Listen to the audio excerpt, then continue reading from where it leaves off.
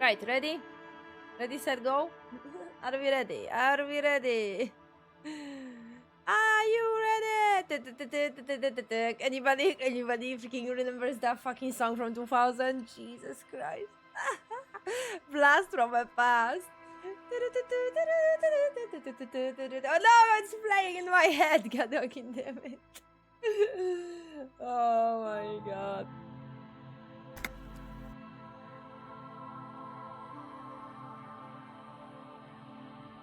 It's like a techno remix or something. I don't know. I don't know the genre. I don't remember the genre, but my brother was obsessed. Wasn't that Shana Bot? Oh it's Ana na. There was an English version, but in Poland the original was more popular. Na na na na na na na na na the Shana Bot. Oh god. How was the English version? Oh my god, I don't remember how the English version goes. God fucking damn it.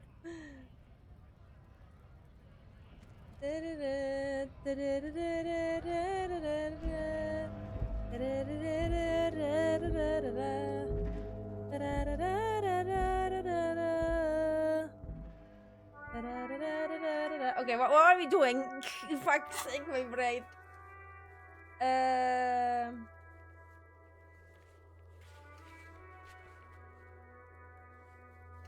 Okay, we need to do that whole thing for Everett.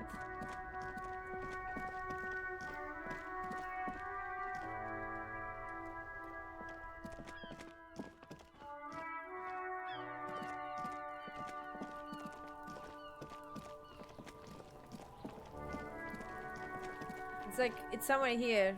I remember, right? Oh yeah, oh my god, I need to why so far away?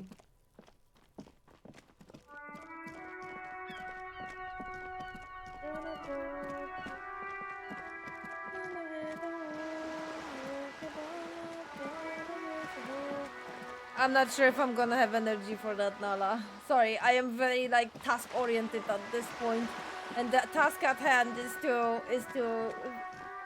progress in this game as much as possible because we only have month before I have my freaking holiday. Less than a This month must now. be it. The basement door is weather-worn. The copper nails holding the upholstery in place have turned green from sea air, and there's a knocker shaped like a lion's head. If we're gonna do the karaoke is gonna last an hour. I can only do max 4 hour stream today. So this is basically like 2 hours of the game or 3 hours of the game less. Well, in total. Oh, that's what it is. And knowing me, when I'm gonna start singing, I probably will sing longer. And then it's gonna end up that we're not gonna do anything in the game. So...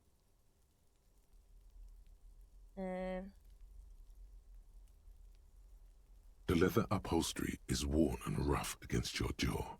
You don't hear any movement. In fact, it's oddly silent in the yard around you. No birds chirp. You knock silently. The upholstery muffles the sound. No response comes from the apartment. I guess no one is in? You're pretty sure the owner of the apartment isn't here. It's safe-ish. Lieutenant, what is your opinion on this task we are undertaking? Let's be honest. This isn't what I joined the RCM for, but every day tells you something new about yourself. Apparently, working with the local union boss to get info on an investigation is not something I'm squeamish about. So you don't mind if I unlock the door? If the Merc Tribunal happens before we solve this, we are looking at casualties. What's one unlocked door compared to that? On the other hand, we could just leave and tell Evrart we opened the door. No one seems to be tailing us to see if we actually did it. Lie to Everett, that's also an option? Yes. Presenting a fabrication is known to get results here and there. You took this task. You make the call. The door is right here. You can just open it and be done with this. Besides, if you never open it, you're never gonna find out what's behind the door. Okay, I will open that. You try to be as silent as you can. It takes a bit of rattling of the handle to loosen the bolt. Finally, the door unlocks with a small clack. Thoughts race through your head. Only curiosity could account for stepping over that threshold. Maybe there's treasure in there. A white alligator. A fountain of quicksilver. There might be important information in the apartment. I mean, there might. So what, are we going in? Let's go. I am curious. Probably not gonna be very happy about it, but who cares?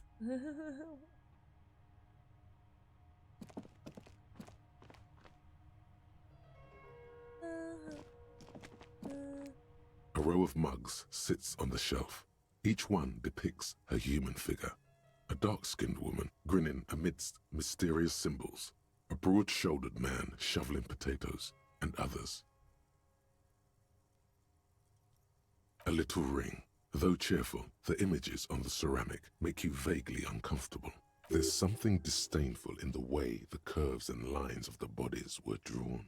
The images betray a lack of interest in human beings. They are merely unflattering caricatures. What do you mean uncomfortable? The owner of these mugs doesn't like people of other ethnicities very much. Oh, so this is the owner of that mug that we found in the bin.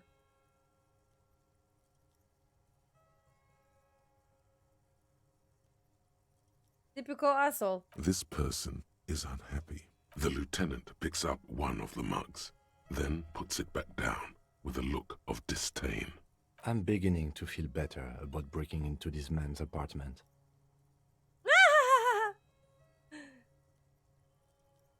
Yes, your broken mug friend would feel very much at home here.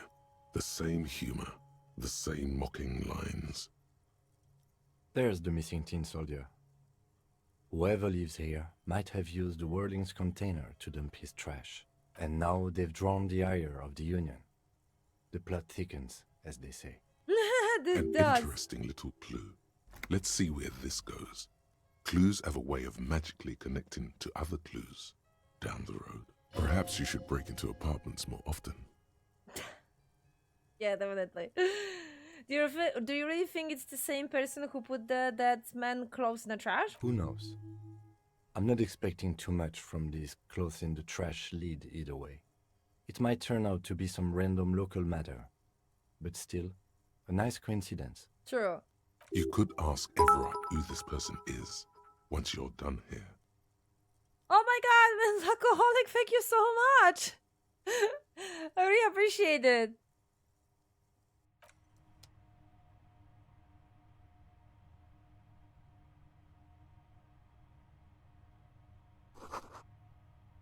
Whoever lives here admires fair-haired fantasy heroes. Oh, okay.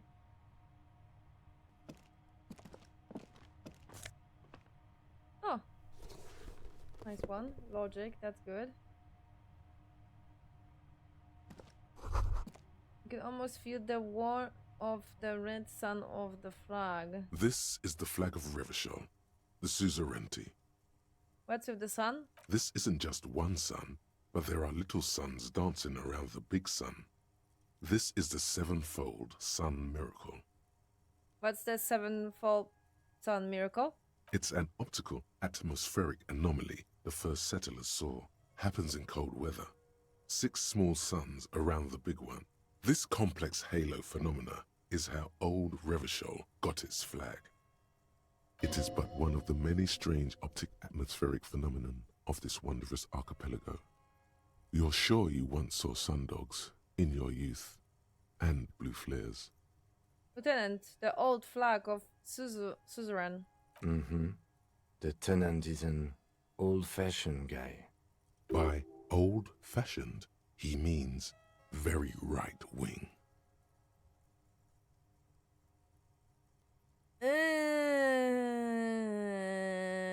disco. The flag doesn't seem to mind. It's just a colourful fabric with a sun sewn onto it. Like all feudal flags, it looks like a children's drawing.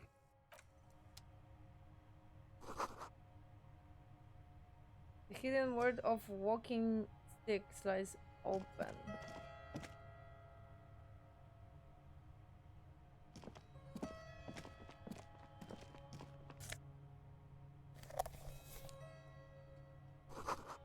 A suitcase full of clothes. Is there a staying over? Yes, are staying over. Okay, that's all.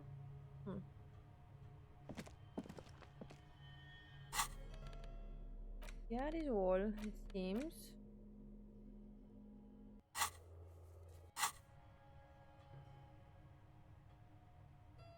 Good. So whose apartment is that? Master Fascinating. Investigator, you just can't keep yourself away from locked and hidden places, can you? Is it my duty as a cop to investigate every square inch of this world? Attaboy, the world's secrets were made for you. They wait patiently for you to uncover them. Actually, we have levels. I completely forgot about that. Oh, Jesus. Right. Probably I should do some... Oh, God.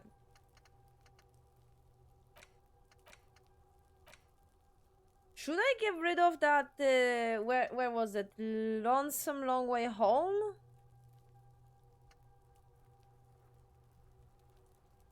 No, but, oh no, perception cap to 5. Oh, Jesus. Because I know that this one is giving me debuff for one of the checks, which I'm not very happy about. I should stop. Right, what are we having?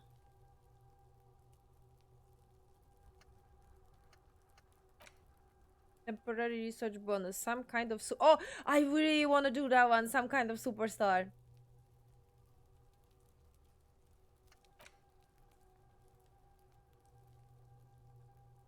The most of taxation. Yeah, that one is funny as well.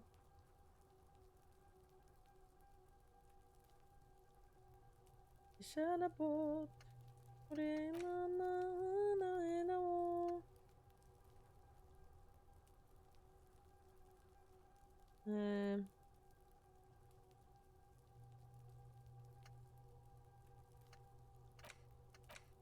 I have so many thoughts that I unlocked and I'm not doing shit.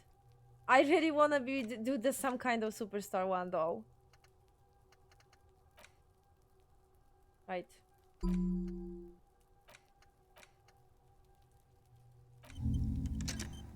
Minus 2 to logic though. Ah! That'd be painful.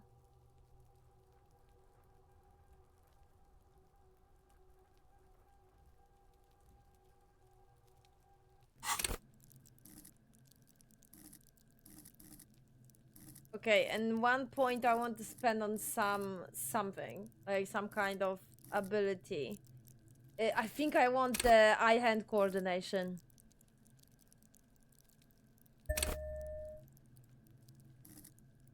Max it out already, because it's max now.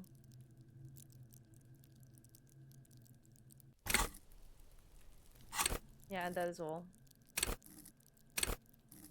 That is all, folks. That is all. Right, I definitely need something that will improve my logic now, because now I have like such a problem.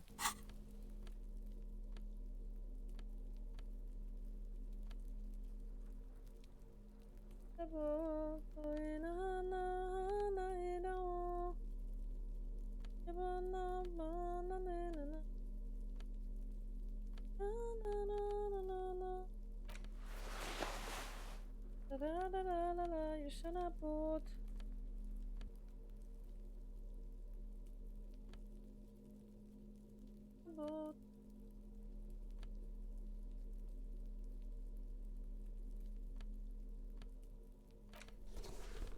That shirt gives me a bonus.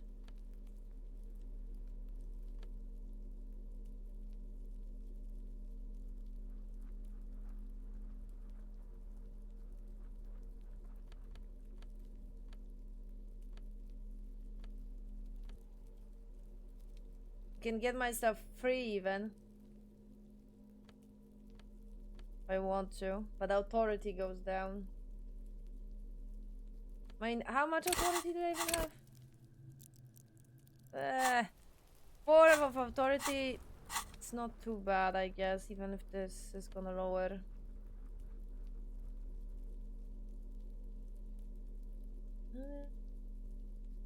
Na, na, na, na, na, na, na. Oh yeah, I should probably wear those shoes because I need some bonus for that thought to get processed faster.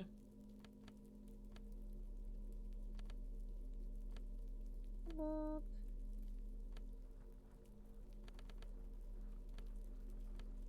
Stop playing in my head. Oh, I think I need to play this song, like full song, and that is gonna leave me alone. This is giving me minus to drama, yeah. Minus to drama, minus to authority.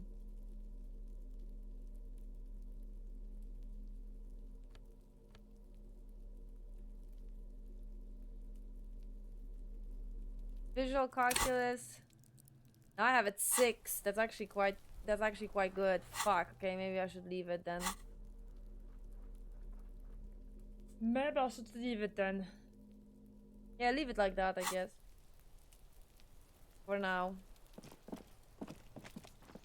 Okie dokie. Quest done for Everett. Let's go back to him. What's going on here? Still minus thing. Just an ordinary wall. Nothing to see here. Just fucking...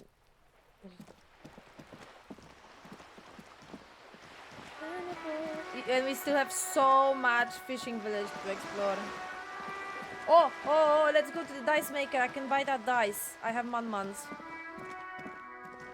Oh, and should I buy that board game? Is that gonna give me some extra dialogue with Kim? If you're gonna tell me just a simple question, a simple answer, yes or no. That's it. No more info. Yes or no. If any of you guys say yes, I'd be like, okay, yes, I'm buying it then. Thank you, Nick. Okay, we're buying it then. Convinced. 100%. The most important thing in this game. Nothing else is the more important.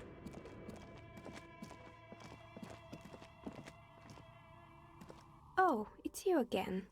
Are you looking for a die? I come back to pick up my die. Very good.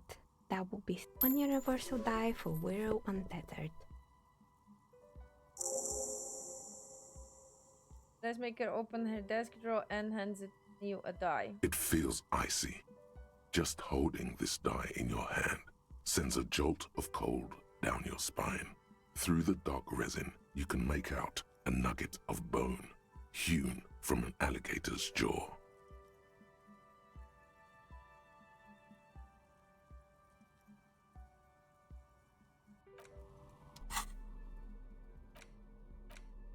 Nice, very cute. The 24 dice, it's made of alligator jaw.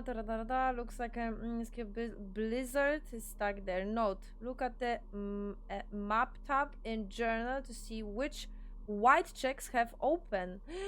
Is that giving me some kind of bonus? What? Which? What? Oh, it's you again. Are you looking? What?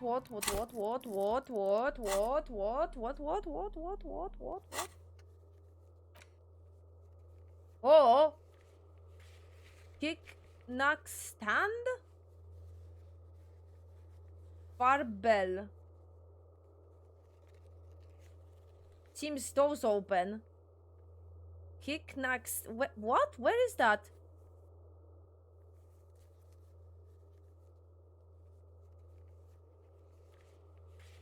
Kick, knock, stand? Kick, knock, stand? Okay. Game. I had a feeling when this quest activated, I was like, oh, there's gonna be some kind of like meta here. I'm gonna get that dice and maybe I'm gonna get like bonus throws or some shit like that.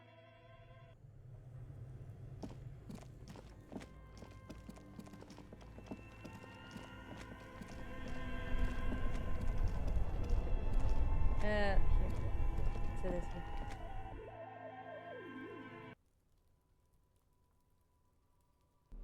You shall not both. Oh my god, sorry. Still gonna sing that. Probably need something. Right, and you're saying board game. Let's go!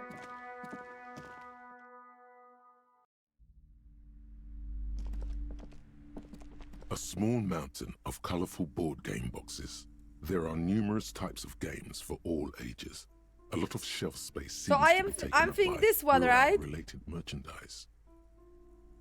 Because even when you ask her, she's like, oh, the for friends. Wonderful choice, sir. A wholesome family game.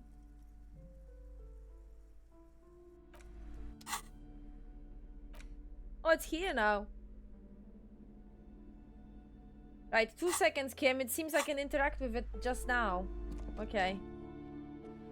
But I need to check those... Save. Okay, thank you. I'm saving. I'm saving. I want to check those throws. What the hell activated? What the hell is that? What? I am so confused what they mean. Knock. Some kind of stand. Where is that stand?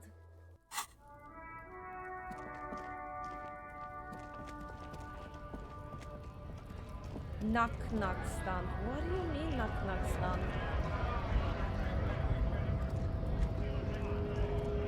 Went native on the chief, huh?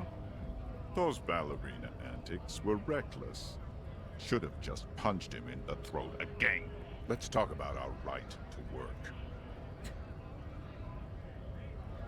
Okay, don't say shit. What do you mean? Knock. It's the knock knock stand. And barbell, I have no clue what barbell is. I'm googling this because like I have no fucking clue what they mean. Go Elysium. What does it look like? Oh.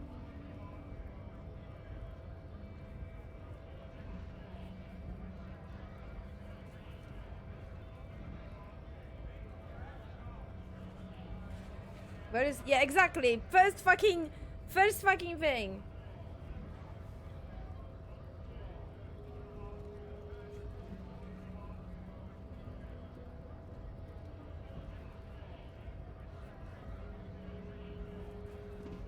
What? The nightstand is the shelf of soldier figures in a pawn shop. Why are you showing this here? The pawn shop is somewhere down here. This map is fucking useless.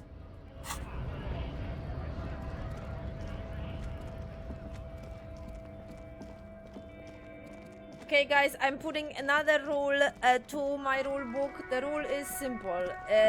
Anything related to Kim, I can reroll. I fucking can't. Like, this game hates me. Okay, I need to say this. This is very important. If I'm gonna fail anything related to Kim, I am starting a riot. You see rows of toy soldiers guarding the rest of the trinkets displayed on the table. Some on horseback, others in rags, others yet in bright blue uniforms. All are stern and unyielding in their duty. Interfencing. Let's see if we have any item that could help me with that. Oh, interfencing. Look at that. Look at that. So sweet, sweet. No. No. No. No. No. No. No. No. No. No. No. Perception, no.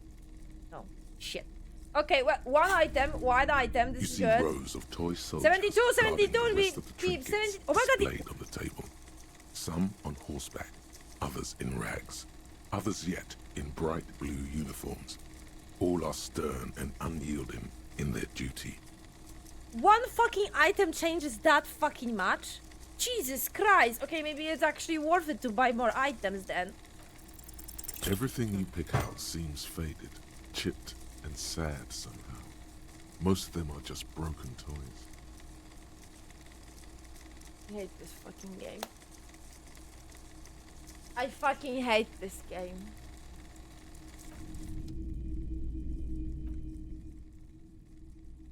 This is unacceptable! 70 fucking 2! No, come on! I'm gonna fucking cry! No, come on, man! No! No, you fucking kidding me! Oh my god! You know what? You know what? I don't care. I seriously, at this point, I was trying. I seriously was trying. I was trying to be fair with you. I was fucking trying my fucking best to be fair with you. I was trying, okay? I promised to myself that I'm not gonna play it the way I played it for the first time, and I'm not gonna save scam. I said it. I said it. I was holding dearly to this fucking rule, and you fucking hate me. You fucking hate me. What the hell? No, no, I don't care at this point. I really don't fucking care at this point. This is fucking shit. I hate you. I fucking hate you. I fucking hate you. Seriously. RNG. Why? Why? Why? You see rows of toy soldiers guarding the rest of why? What's this? A headless man riding a horse. A headless man wearing futuristic tracksuit trousers that say found.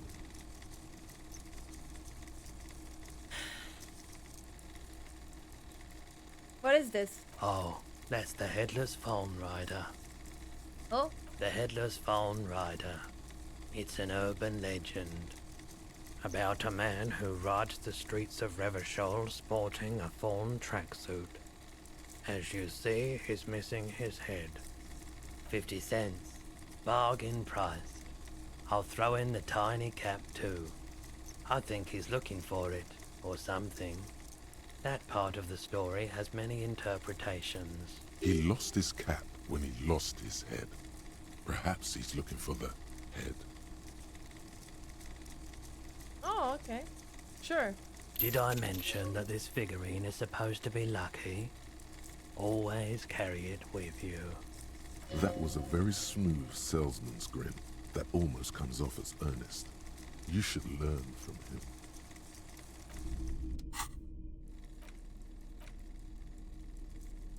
The head is not included.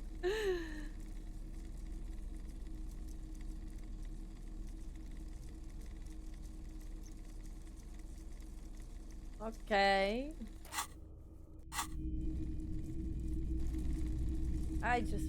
I am so mad, you can't even imagine. I'm coming to the conclusion that I can't play games with RNG. I just can't. This is too much. This is too much for my psyche.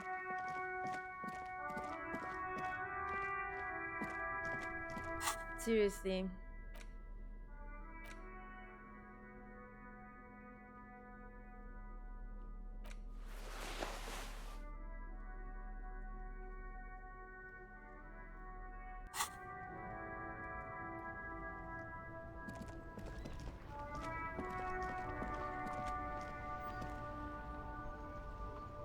Oh yeah, that classic meme from XCOM, right? 99% chance of success.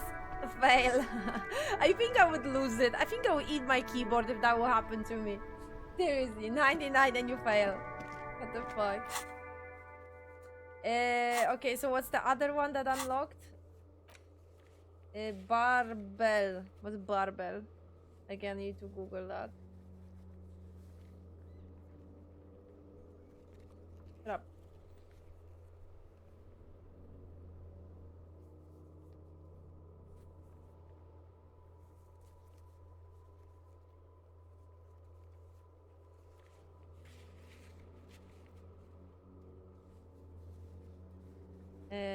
What's barbell? But either way, it says it's legendary.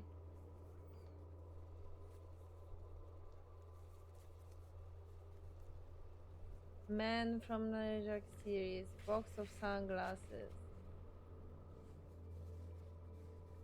Mirror. Challenging.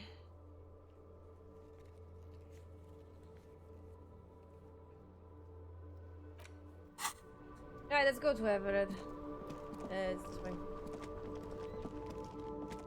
Oh man. I hate myself. That felt good. Your heart's pounding nicely. You should tell people to fuck off more often. No, you shouldn't. You're an officer of the law.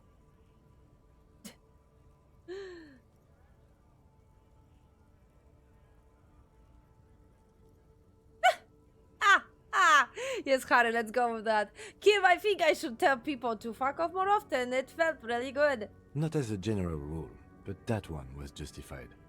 Better to get the lay of the land before telling people to fuck off. That means you should do it whenever you feel like someone's disrespecting your authority.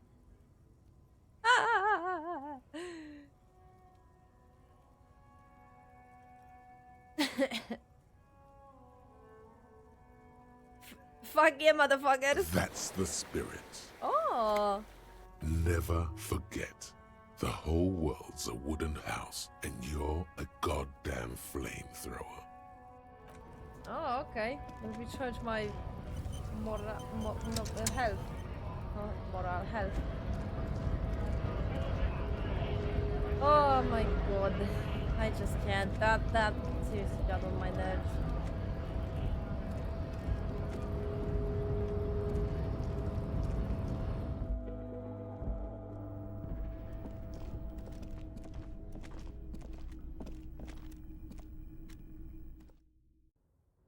Part of me is wondering what would happen if you basically like fucked up constantly and you're not gonna be able to progress for the main part of the game. But at the same time, another part of me is my perfectionism. Is like, no, but the story is gonna be fucked. I want to have a nicely paced story.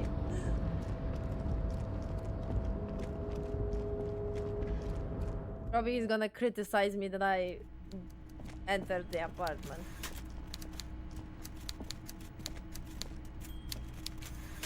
Mr. Dubois, a pleasure as always. You don't have to sit down this time, since you've already sat on that chair. Praise the Lord. Or he's gonna play with me and be like, did you enter the apartment? Did you? And then I will say like, oh no, I didn't. And he was like, ha, yeah, you did. I know. He's probably gonna play with me. I open the door. You ask, can we discuss the murder now? I'm very glad to hear that, Harry. One question. You didn't actually happen to stumble in and see what's inside the apartment, did you? There is no way to sway this man in any direction. He is unsuggestible and unswayable. Just tell the truth.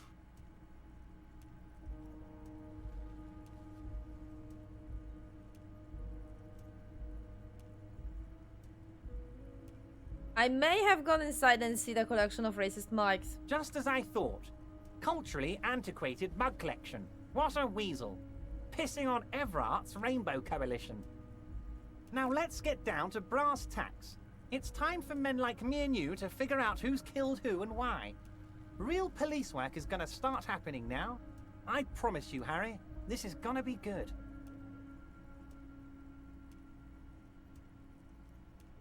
The mug collection I mentioned was in the apartment.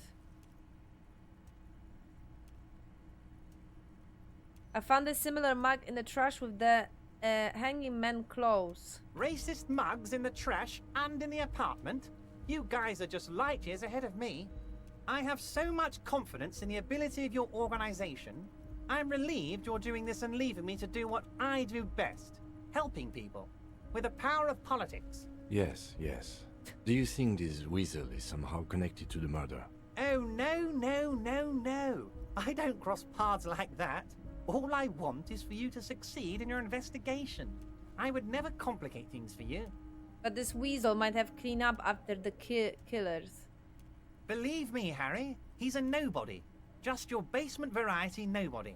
Can't imagine him being connected to a high-caliber case like this, but he does live nearby. Maybe it's a pedantic weasel. Fascists are known to be neat freaks. I feel like a real detective right now, Harry.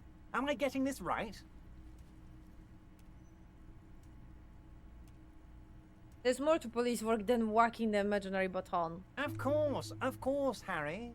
I'm not a real police officer. You are. That's all he's going to say on this subject. For fuck's sake. I heard about the connection between the lynching and the strike. I like to hear what you know about it. By now, I'm sure you've figured out who the dead man was working for. The bad guys. Wild Pines. Sent to scare us. Another violent measure of the top hats against us flatcaps. I'm listening. Harry, this strike is the culmination of many, many mistakes made by the Wild Pines group. They tried to shut the strike down by sending in armed mercenaries. You mean our victim? A security contractor? Can you imagine that? Workers standing in peaceful protest, united in the spirit of fellowship, and they send hired killers to mow us down with machine gun fire? Hey, sorry, I need to pay attention to that. My phone. Okay, right. I'm talking beasts. Hardened killers from proxy wars in Yisut, Semenine, Saramaritsa. You name it, they've done it. Raping, killing, burning villages, killing little children for the Senorita Pineapple Company, Harry. Everything they did there, they brought over here. They want to turn Revachol into a third world slum. Honestly, the only thing they didn't do is kill the village elephant. Oh, hold on, you have a village elephant. No, Harry, the elephant is metaphorical and so is the village, but the mercs and their brutality are very real. Okay, go on. Now, I haven't personally witnessed the brutalities out there. I have the luxury of staying in my container, you see. If I need to go somewhere, they just move my container. Wait, they moved the container? Yes, I'm an old man, Harry. My legs aren't what they used to be. They lift my office with that big crane. It's actually very fun. You should try it. But enough about me and my fun container. The killers the company hired, I think there were 3 of them, all hardened commando types. One of them got I know downright that. suicidal. Getting drunk, violent, a little rapey. Even their own negotiator couldn't control him. That's your boy, the one who likes hanging out and trees. By negotiator, you mean Joyce? Harry, what you need to realize is, we dock workers are not pushovers. 2 secs.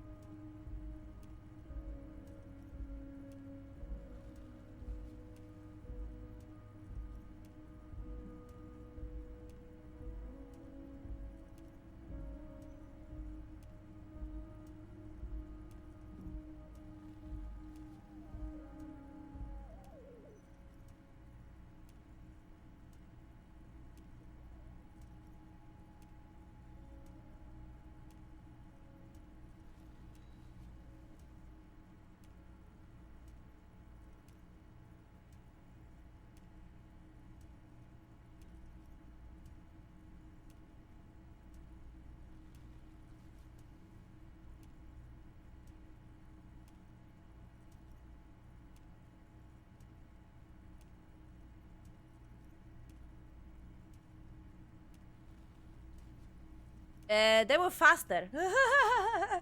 He was supposed to be between 1:30 and 4:30. Well, that's well sorted. Right, what he said.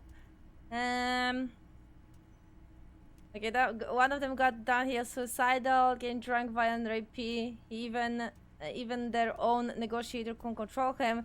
That's your boy, the one who likes hanging out on the trees. That's actually funny. By negotiator, I mean Joyce. Harry, he says, ignoring the lieutenant. Oh, that's such a fucking... what you need to realize is we dock workers are not pushovers. We got grit, Harry. This whole neighborhood does. Push us hard enough and we push back. And when we do, we push to kill. An entire neighborhood of killers.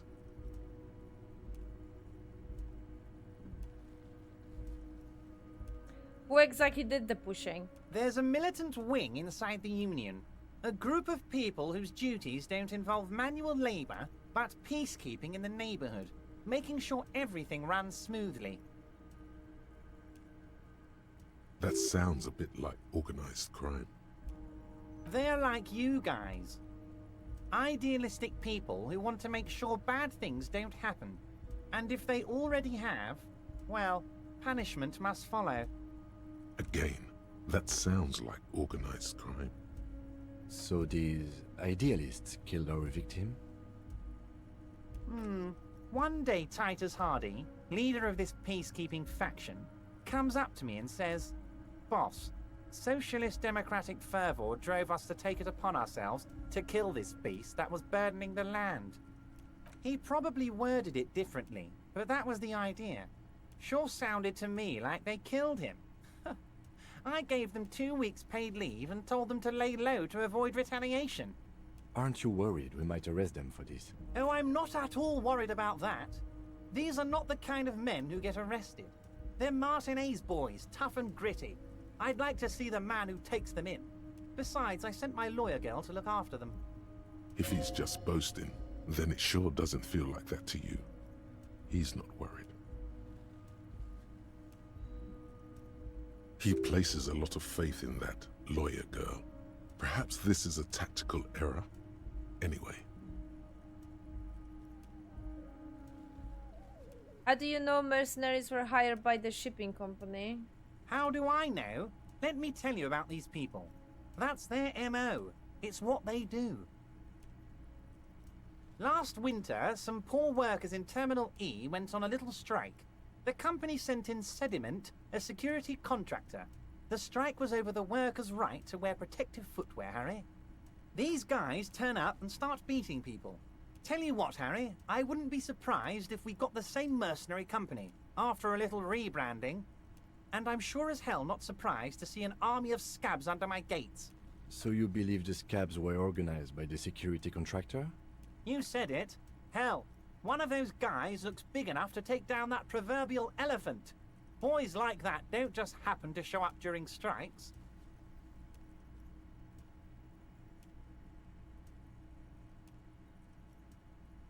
What riot? What are you guys talking about? I mentioned at the start of the stream that I have a parcel that I'm waiting for. Seriously? The name of the company is Krinen this the time. Might have been Seminit before. Of course. You're always one step ahead of me, Harry. I'm no genius. I'm in this position because people like me. The remaining mercenaries are organizing a tribunal to take on the Hardys. Tribunal? That sounds serious, Harry. We Union men should be shitting ourselves. I wish you hadn't told me that. I'm gonna lose sleep over this. Let's change the subject. There you are, Harry. He's clearly happy about the tribunal. You don't seem to worry about it. Oh, Harry, what do I really think about the tribunal? You're trying to climb to second base with old Everard before you've even courted him properly. He wants you to do more things for him before. Oh, fuck off. You mentioned a lawyer, girl. Oh, Liz is a bright one. I paid for that law degree myself, thinking it'll probably turn her all fancy. But hell, Harry, she came back a firebrand socialist. Sometimes she scares me with her zeal. Tell me about Titus and his crew. Oh, they are simply fine young men, all 7 of them. Exemplary union members, always working to advance their position in the local socialist democratic movement. Core members.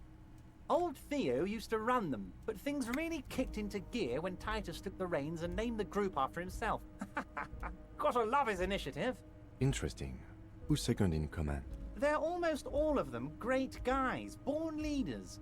Whatever happened, I'm sure they only had the best interests of Martinez and Revachol in mind. Work with them. Hell, interview them. But don't fight them. They really are just like you.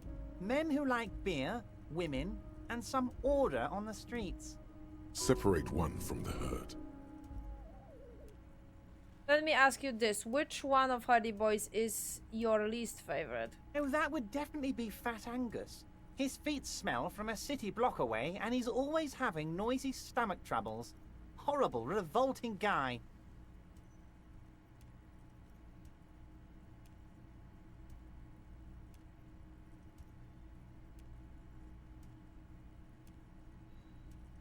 I don't want to do that. So let's say something happens to Fat Angus. You would die, Harry.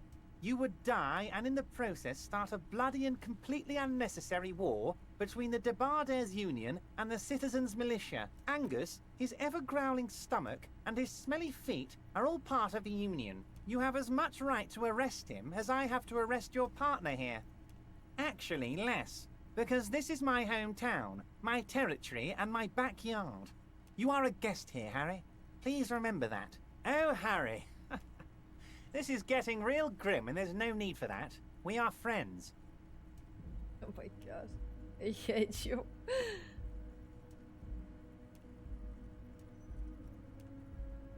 Right. Was it a good talk? I'm not sure we made much headway here. I was hoping we'd bust the case wide open. Heck, I even wanted to tell you what I really want to achieve with the strike. I don't know what happened, Harry. I wanted you to feel like Mr. Martinez. And of course, I also wanted you to find your gun. But it's like I can't completely trust you. Yet. Yet? Yes, Harry. It's like I can't fully trust you if you're not a man of the left. I want to, but I just can't. A man of the left. So you have to be a social democrat. He's been hurt too much in the past by men who aren't social democrats.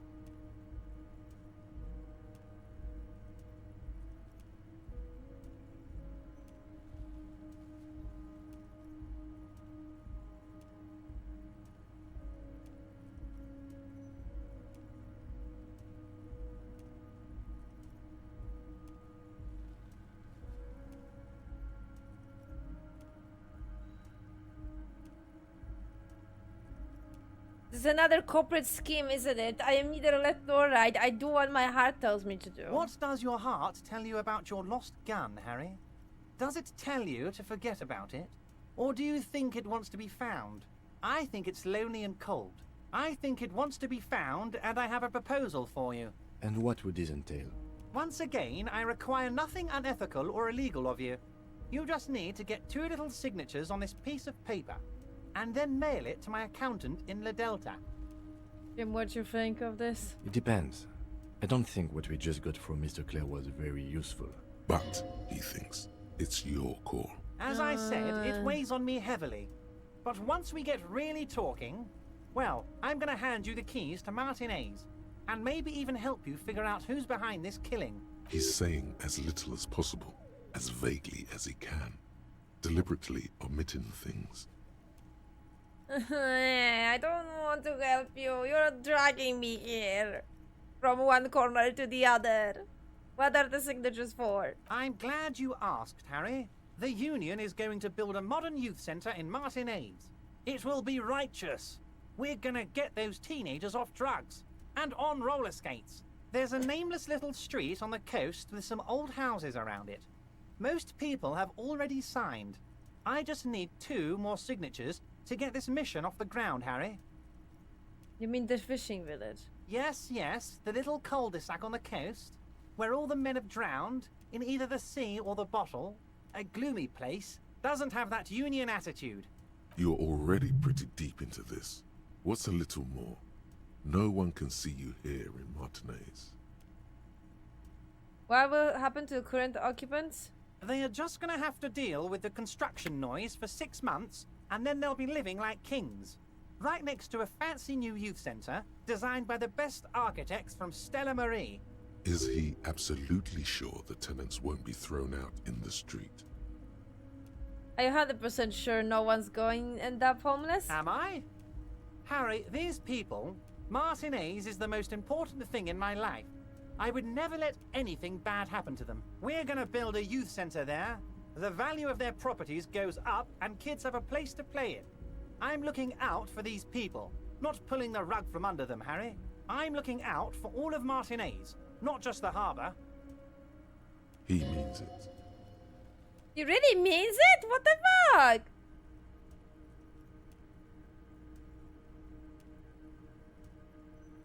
Okay, right, fine. You bring joy to my heart, Harry. Such a pleasure to be working with you. Here, you need to get signatures from Isabel Sadie and Lillian Carter. The cul-de-sac is right past the pawn shop and across the canal. I heard there was some trouble with the waterlock, but it should be fixed now. Once you have the signatures, mail this to 13022 La Rocca in La Delta. Then we can talk about your gun. See you soon. Fucking... You take the legal documents out of the envelope. A 12 to 40 month construction period and the zoning plan in the addendum. Yeah, we're gonna examine it outside here. And we leveled up, guys. What you think? What we should level up? Considering that currently we are eternalizing for a thought now, I would like to level up a skill. What do you guys think? Which skill we should level up? Your call this time, your call, because I don't have an idea. Now, at least.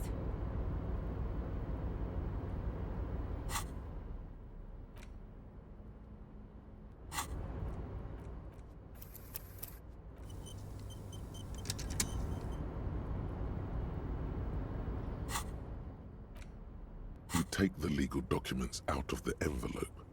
The youth center cuts into the ocean like the bow of some great modern ship. Apparently, it's going to cover most, if not all, of the street and the square between the existing houses. It's 3 stories tall.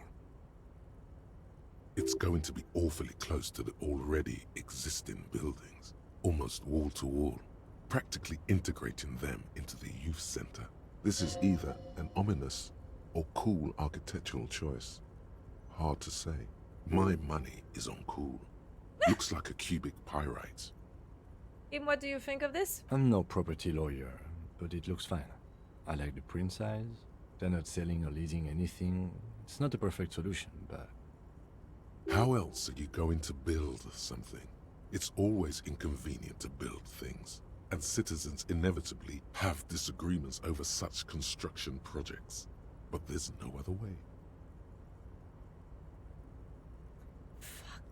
Oh wait, I mean, no. Okay, logic 80%. Minus cool cubic pirate. Ominous shape. Okay, so okay, so that's how it works. So because this random throw was successful, I got a minus point for this. What? That's interesting. Huh. I am still like intrigued by this system, like how it works. There is no loophole. The simple truth is, the current residents are going to lose their street access, and for the next 12 to 40 months, their lives will be dominated by constant construction noise right next door. Look, Kim, those people are going to have to move away. Can we do something about it? I should have seen it. Evrard probably has eyes on us, but we could try to get other people to sign this instead of those listed. Or you could forge their signatures yourself. By the time he finds out, we'll already be gone. Nice. So, how? Ever people could be watching you here. Ah, so, wait, so we need to hide somewhere. Fair enough, fair enough. Let's go.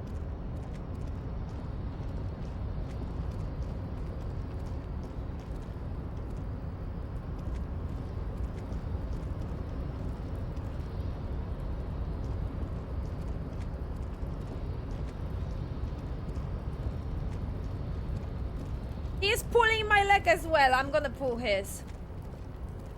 He didn't give me any fucking information about the hanging. Like, everything that I already know. Very shallow, very basic. What was the point of doing that favor for him? There was no point.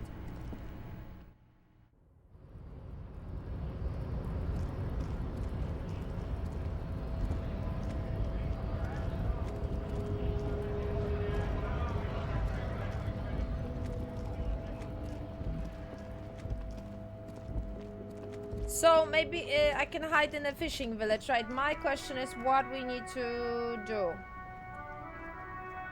Check the fishing village. That's what we need to do, definitely.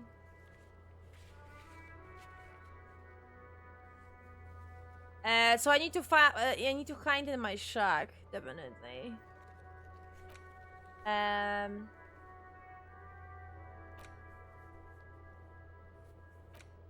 we're gonna do that at the end of the day, after we talk to the smoker on the balcony. I'm not doing it.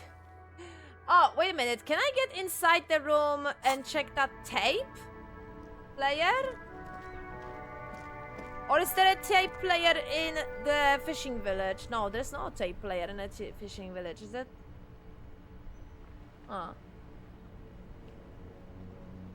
Right, guys, 2 seconds, because toilet break first, and second, I have a weird feeling I didn't close my door properly. I have this weird PTSD. Because I was doing it so fast that I think I didn't do it properly. Right, 2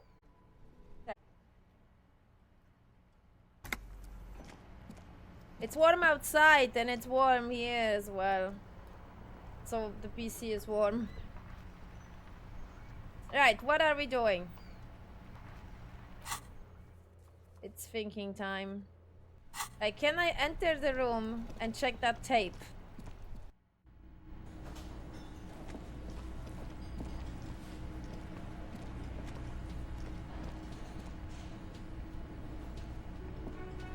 I've got nothing to say to you.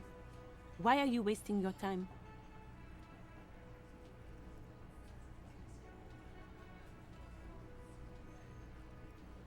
Are you Lizzie Elizabeth? Miss Beaufort? Beaufort? Beaufort? I have no clue. I suggest not wasting time on trivial pleasantries and focusing on why you are actually here. Titus Hardy. You caught her off guard. Push her some more.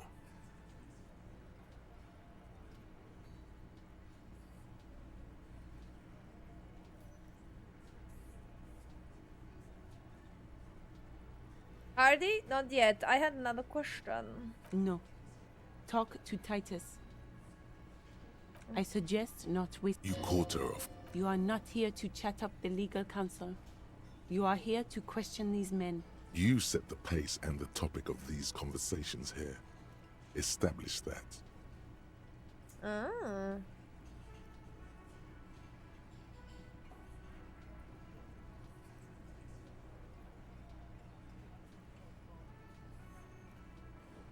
You said Mr. Everett sent you to a law school? I represent the union and these men here. Don't make this personal. A very minor victory. Okay then. Minor victory then.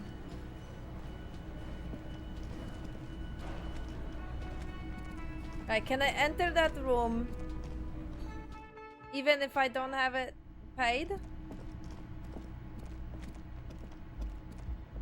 Okay.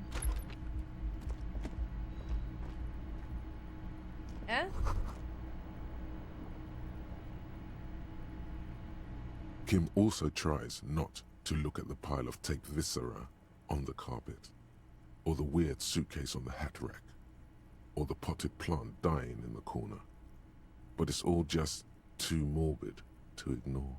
The man is finding it hard not to trip on the tape, and not to send any of the bottles rolling across the floor, where unidentifiable sludge makes it hard for him to breathe. Smells of vomit in here. I did it my way. I'm sorry for this. No problem, officer. He takes a step towards the door like he liked to leave. Okay. Wait, I can't use that tape player? I thought, oh man.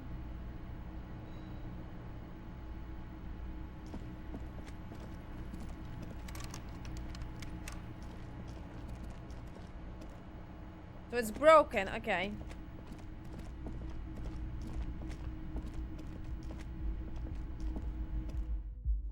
I guess.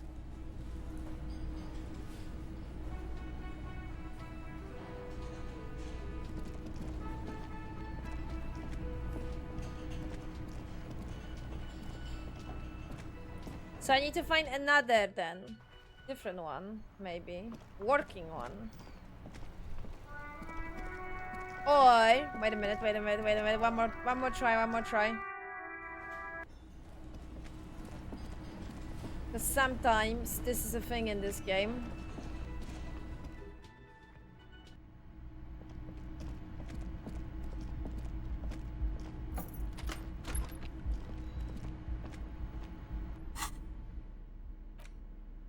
There's no way to listen to the tape, but even just a pawn shop.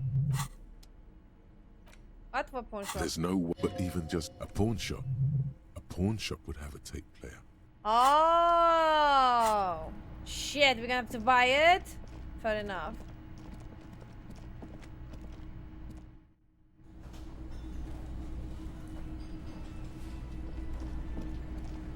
I like to be nice.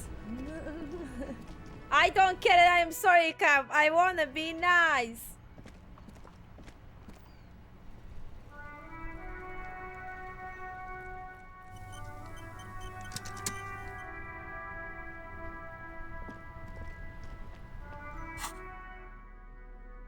Right. Should we play that board game first, or should we go and go to the fishing village?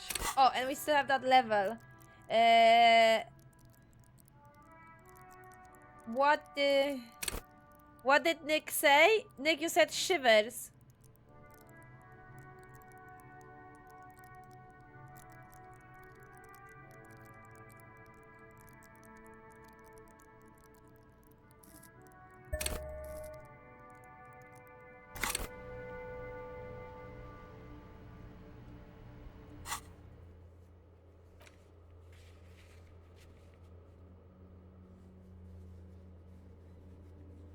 Still legendary. Ah, that one, okay. That check.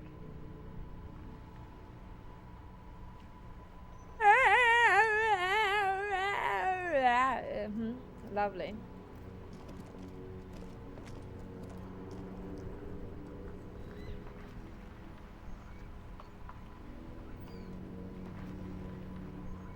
Tell me why ain't nothing but a hole.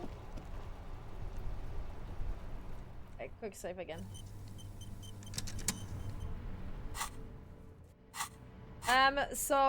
Yeah, should we play that board game now?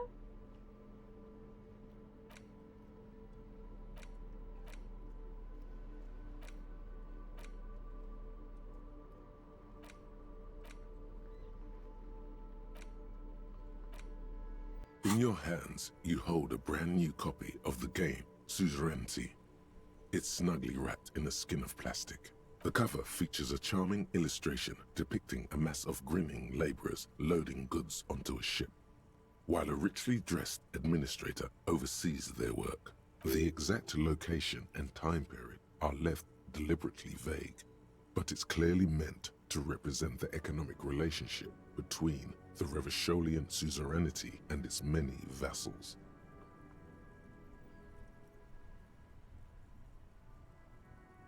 The box has a nice heft to it. You hear the rattle of individual wooden tokens and feel their weight shifting back and forth. What treasures wait in store for you? Even before you open it, you can tell that this will be a meaty game of grand strategy and complex player interactions. The plastic wrap rips off as easily as a bodice in a tawdry historical romance. There's a hiss as the lid slides off. Inside, you find a thick, full-color rulebook and more than a dozen pouches of various wooden components. I'm guessing he doesn't want to play now. I think he will be willing to play after the 9, right? Welcome to Suzerainty, a game of economic strategy for the whole family. The rulebook is sumptuously illustrated and thick as a Gradian novel. Thank you for the follow. Welcome. Polk Dragon? Polk? I'm hoping. Welcome. Finally, a proper game to teach children about the importance of trade and a global economy. The colorful illustrations depict cheerful workers picking apricots, hauling marble sculptures out of crumbling temples, and harvesting a strange magenta-leafed plant. Everyone is smiling. You begin to suspect there may be a political agenda to this so-called family game. Only one way to find out. The instructions are opaque at first and introduce many concepts you're not familiar with. Fortunately, there are many diagrams and examples throughout.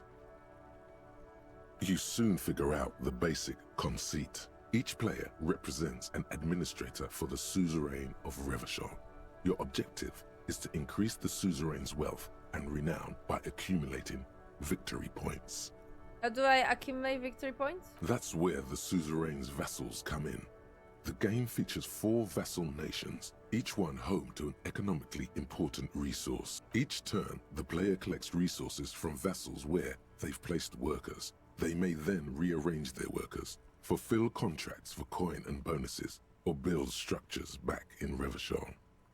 As you leaf through the pages, your eye catches on a sidebar labeled Advice for Beginners.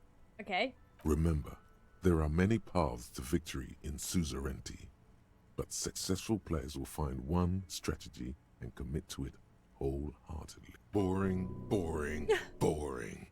Tear up this rulebook and commit some old-school atrocities. How is the winner determined? The actual scoring system appears infinitely complex, with a series of tables and appendices required to compute each player's final victory point total. You skip that part for now.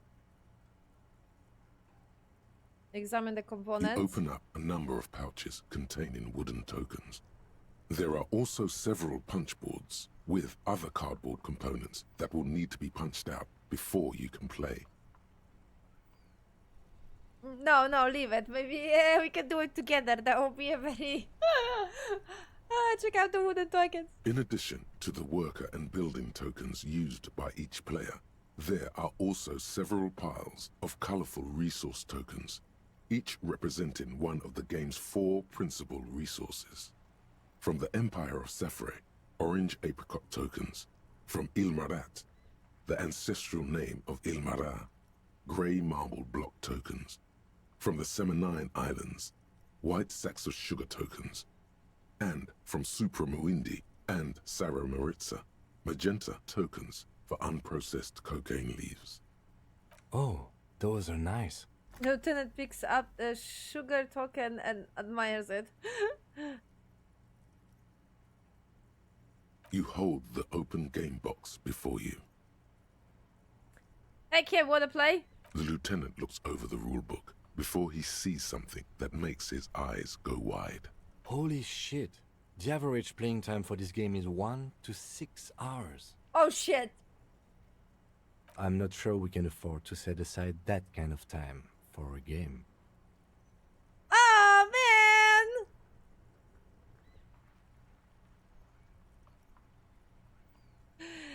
God damn it! 6 hours! I will waste the whole fucking day!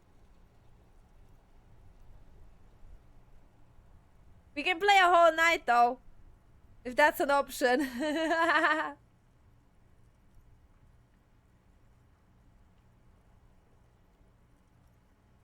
You open up a number of pouches containing wooden tokens. There are also several punch boards with other cardboard components that will need to be punched out before you can play. Each cardboard token makes a satisfying tsk as you pop it out. Soon, a neat pile of cardboard coins and counters has accumulated before you. What? You're not going to offer to let me punch any of them out? Fuck! I had a feeling! God damn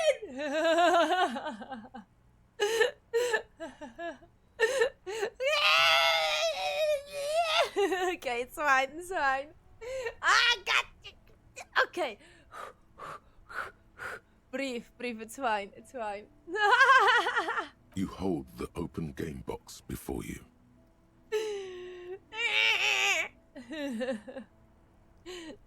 I was hoping for more bonuses towards this. God damn it.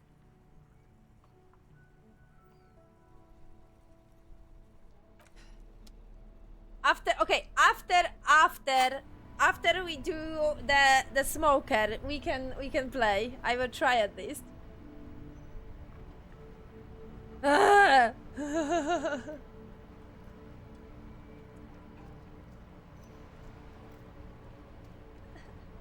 God damn it! I can't. I can't do this game. Oh my god.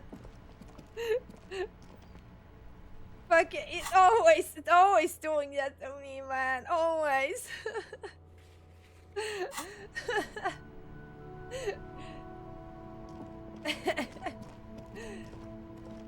The beautiful and true representation of edging.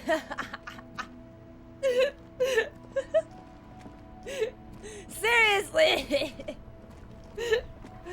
Oh my god.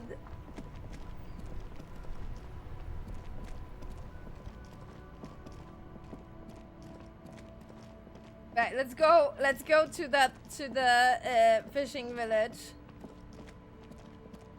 Try to do something there. Still have a lot of things to do. Okay, what the hell?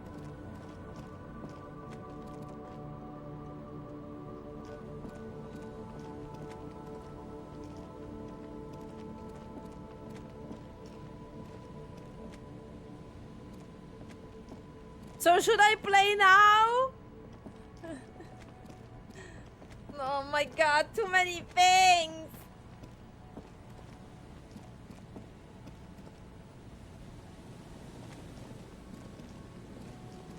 Am I not gonna miss the whole the smoker if I'm gonna play for 6 hours?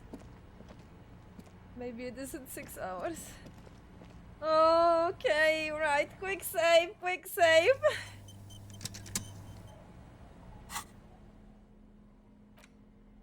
The suzerainty box is heavy and slightly awkward. What?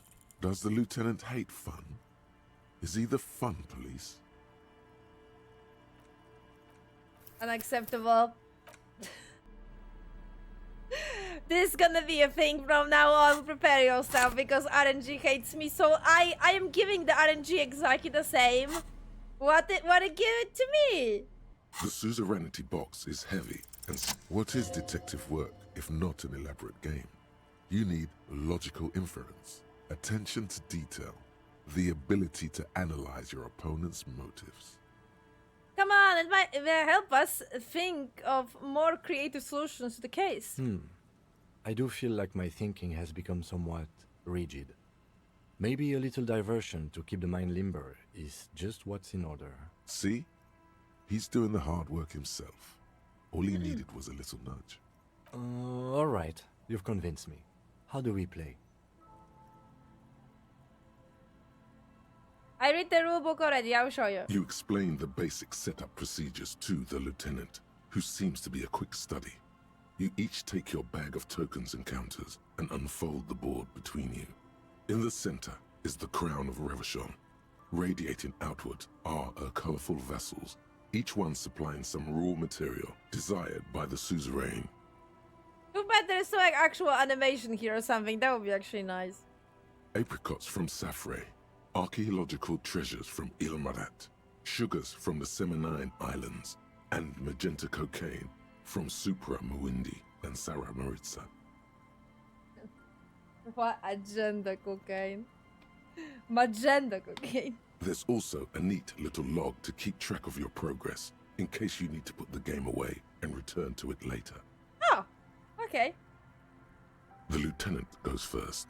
He draws a contract card and moves several of his workers to the Safre territory of the board, and the others to the Seminine Islands. All right, detective, your turn. You have a few options available. Try to fulfill contracts right away, or rearrange your Oh my workers god, to Gomi! maximize production on future turns. Welcome! Thank you so much for the raid! Oh, that's a big one. Welcome, guys! Hello, hello! Welcome, welcome! Hexagon, welcome! I'm gonna mess up all you guys' usernames, just letting you know. Madoka, thank you for the follow, welcome. It's that game with all the discos. Hello. It is. I'm trying my best to be as disco as possible. Not done yet. Done yet. Funny. Welcome. Thank you for the follow, Govney. I really appreciate it. I hope you had a fun stream. What did you play? Welcome everyone. I'm Kat. I am very loud, very emotional. I take stuff very hard, in the game especially. So when the game is freaking me over with RNG, I slap my desk and I'm very mad. Just saying. But at this point, to be honest, after 6 failed white checks after every freaking level, I am safe scamming. I just can't. I give up. I was trying my best to be fair, and I give up. I seriously give up. We basically wasted the second day, and we didn't do much progress on the second day because I wanted to be a fair player.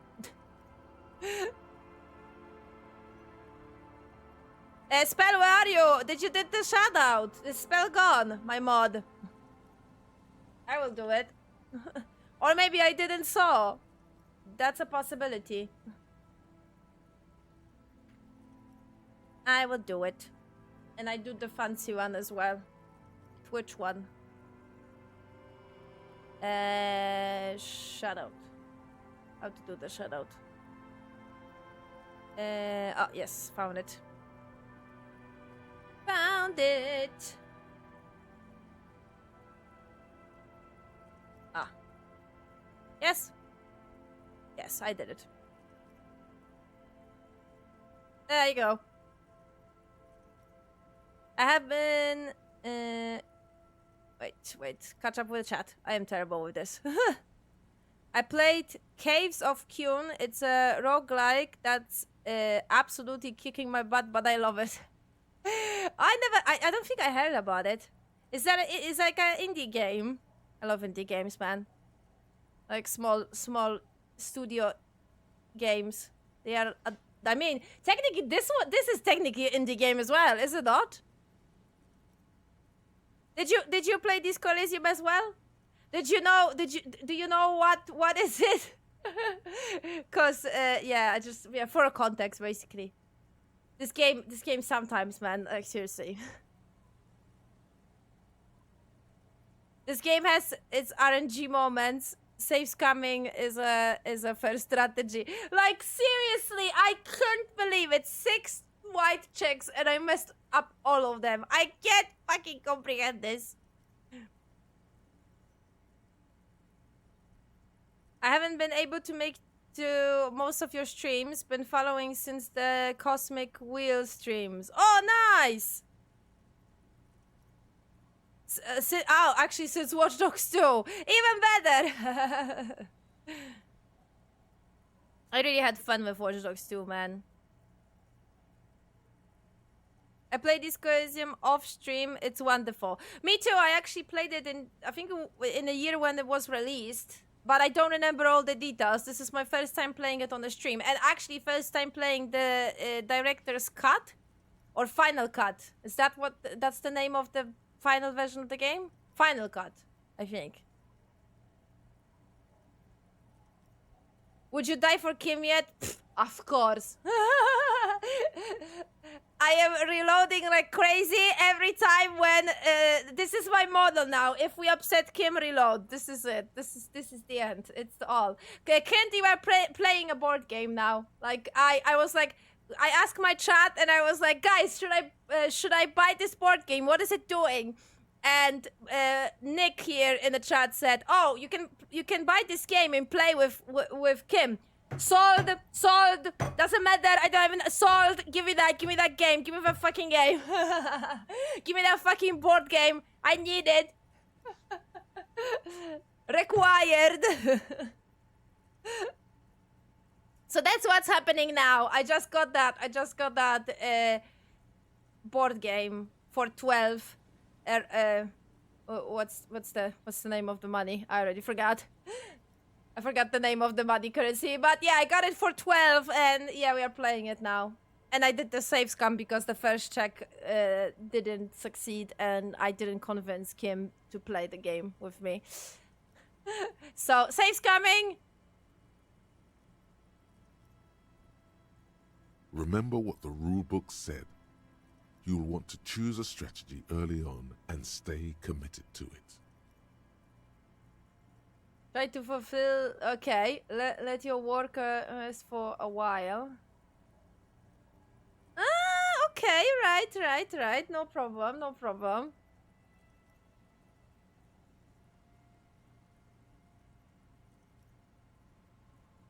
Extermination the game. Exactly.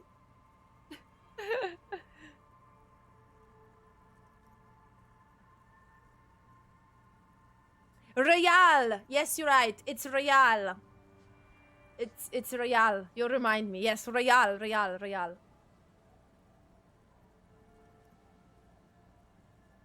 I will let my workers rest for a while. What? It's the very beginning of the game. Your workers haven't even done any work yet. You think?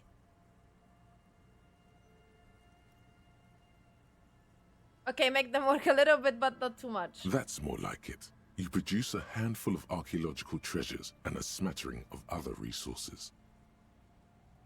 Meanwhile, the lieutenant spends 2 of his sugar and 1 of his apricot tokens to complete his contract card.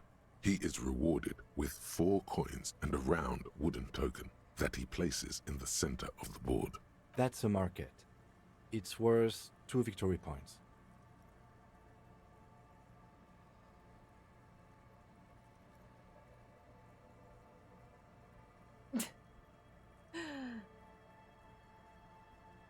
Hey, why I didn't got one of those? Don't worry, it was mostly just luck.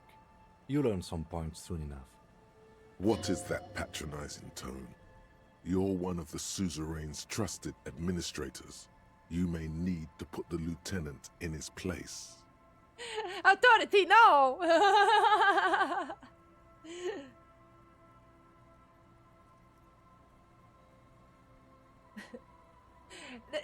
No, it's fine, it's fine. The lieutenant returns your baleful look with a satisfied grin. Glancing over the board, you see several possible strategies. Pressing more workers into service would increase your economic output and help you to survive a possible conflict with the lieutenant. Or you could ignore your labor supply and focus on fulfilling contracts for points and resources. Those aren't your only options. You could also show your workers how much you appreciate them by investing some of that wealth in them. After all, they're the ones producing wealth for the suzerain. Well, sure, you can do that. It's just not a terribly effective strategy, but then it's up to you.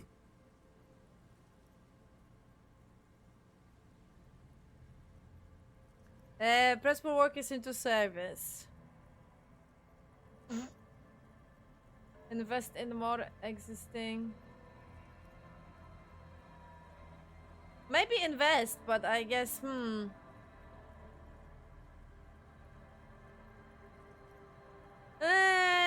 press more workers into service. Using your powers of persuasion, you convince more workers to join your cause. After several turns, your worker tokens greatly outnumber the lieutenants. A vast army of expendable labor is at your command. Gaze on your workers like a harsh but proud deity? What the hell is that word, man? The more you know, sometimes. Too bad investing in your workers just isn't worth many points. What do you mean? Take a look at the scoring tables in the back. The lieutenant turns to one of those up and dice you skipped over, Ellie. You see in Table 8C that investing in territorial infrastructure multiplies your final victory point total by 1, which is to say not at all. Whereas erecting monuments in Revachol gives you a multiplier of 5.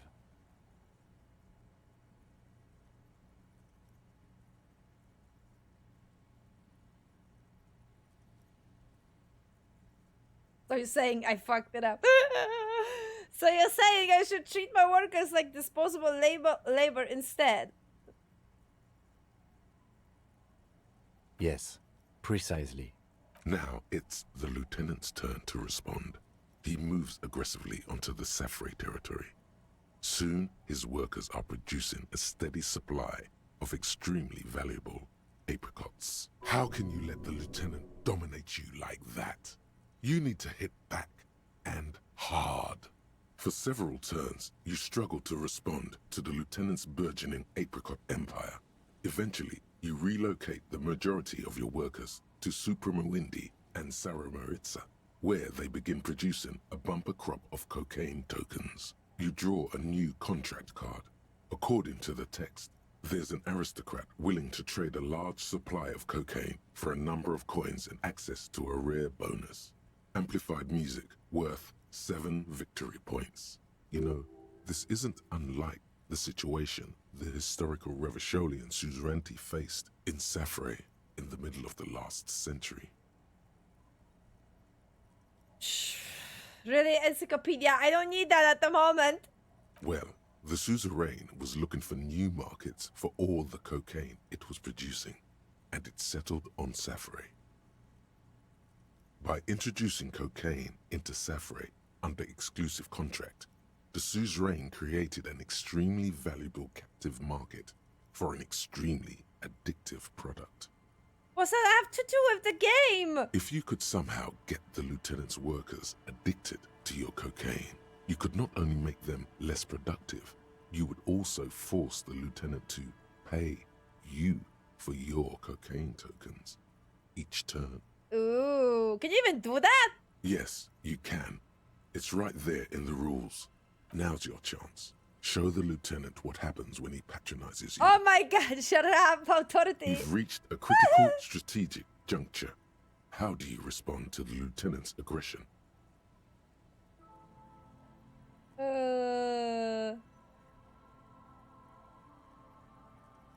Rock and roll!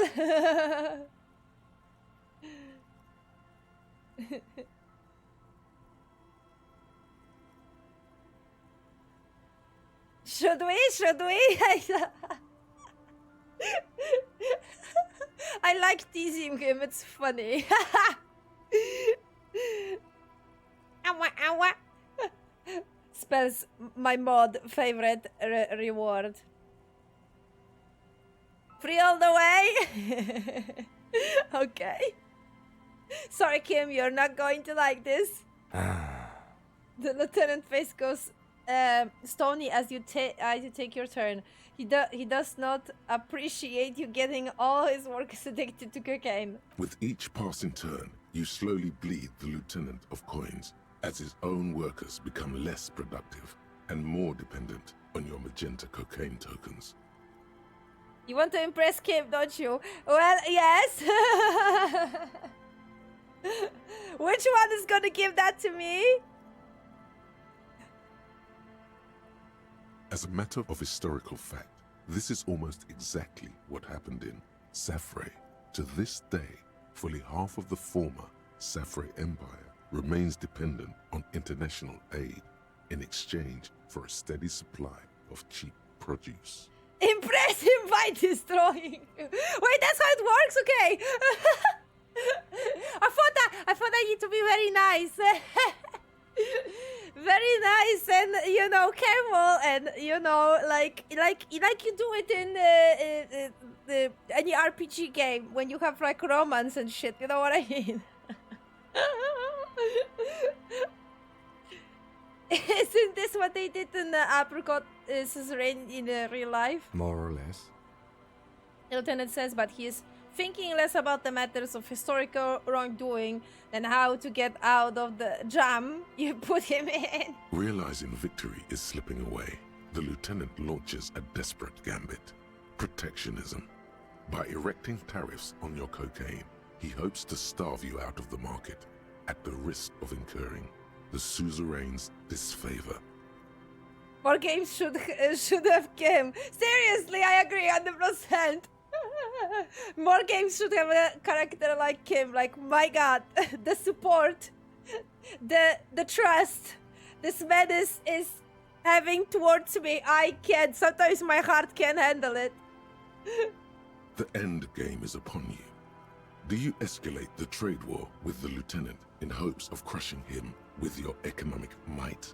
Or do you ignore his aggression and focus on building the mighty victory column structure in Revachol herself? Alternatively, you could throw the whole game away by trying to build a public education system for the children of your workers.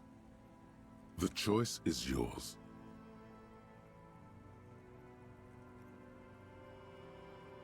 Build a public education system for in Revachol.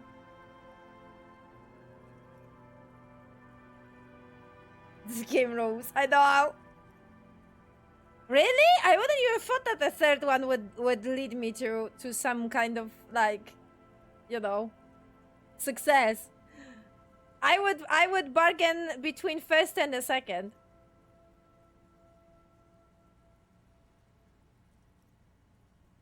Kim would be so disappointed. No! No!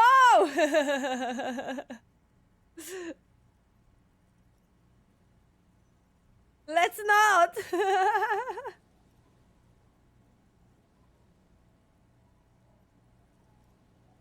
I would say as well. Second or first. I think second. I think the first one is basically recreating the history again.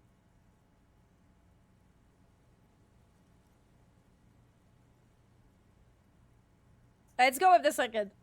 The lieutenant nods gravely as you erect tariffs against his apricots and sugar. This is going to get ugly. With every turn, tariffs are raised until neither you nor the lieutenant are producing any income or generating resources for the suzerain. Even in the best of cases, it's impossible to really win a trade war. But this is far from the best case, and the lieutenant's apricot-powered economic engine crushes yours. Soon, your coffers are empty, and the map lies strewn with your worker tokens. I hope you learned your lesson. The lieutenant says with a sharp smile. Never play board games. God damn it! God damn it! I think the first one was the correct answer. Never mind. Because that was actually recreating the history, I think. I could be wrong. It's fine, it's fine. I accept that. Yeah, never get involved in the trade war in Slovenia. Never fuck with Kim Kitsuragi. Now, let's tally up the scores, shall we? Computing the final scores is almost a game unto itself. You each spend an inordinate amount of time making stacks of coins, consulting tables, and struggling with basic addition and multiplication. After double, then triple checking your maths, you have your final score. -5 victory points. You'll be lucky if the suzerain doesn't have your whole family executed for such a pitiful performance. I've got 15 points. He says with a slight smirk on his face. Don't look too glum, detective. There's always next time. Figuratively, I mean. There's no way we have time to play this game again. Now, let's clean up and get back to work. You hold the open game box before you. God damn it! Don't fuck with Kim Some Katsuragi. kind of superstar. Oh my god. They say the world isn't ready for a rock and roll cop. No one wants their state monopoly on violence to be mixed with celebrity worship. They claim to know it would be dangerous for detectives to rise to the ranks of demigods and have sexual encounters with barely legal cover girls. It would be insane, they say. To all this, you say, fuck off and die, in a cool voice. You people have no idea how good these cops are gonna get. They're gonna crack 20 cases a day. In the future, cops will be like astrophysicists, or prime ministers, or prophets. And you're the first one. I am. -6, -1 to logic. Learning cap for visual calculus 6. Learning cap for suggestion. Oh my god!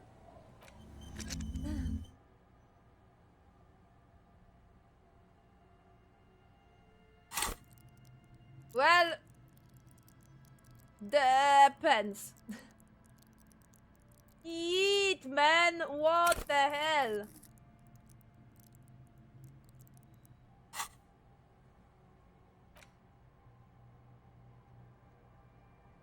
So only 1 -4 logic, but yo, visual calculus 6, suggestion 6. So oh god. Okay. Conceptualism as well. Whoa.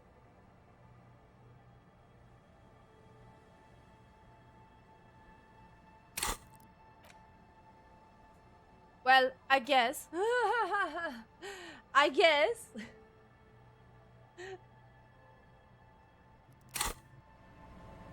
Oh my god, that was funny though. That whole board game thing. Quick save. Right, we still have 2 hours, I guess, before we need to meet up with the smoker on the balcony. Oh god, that was funny.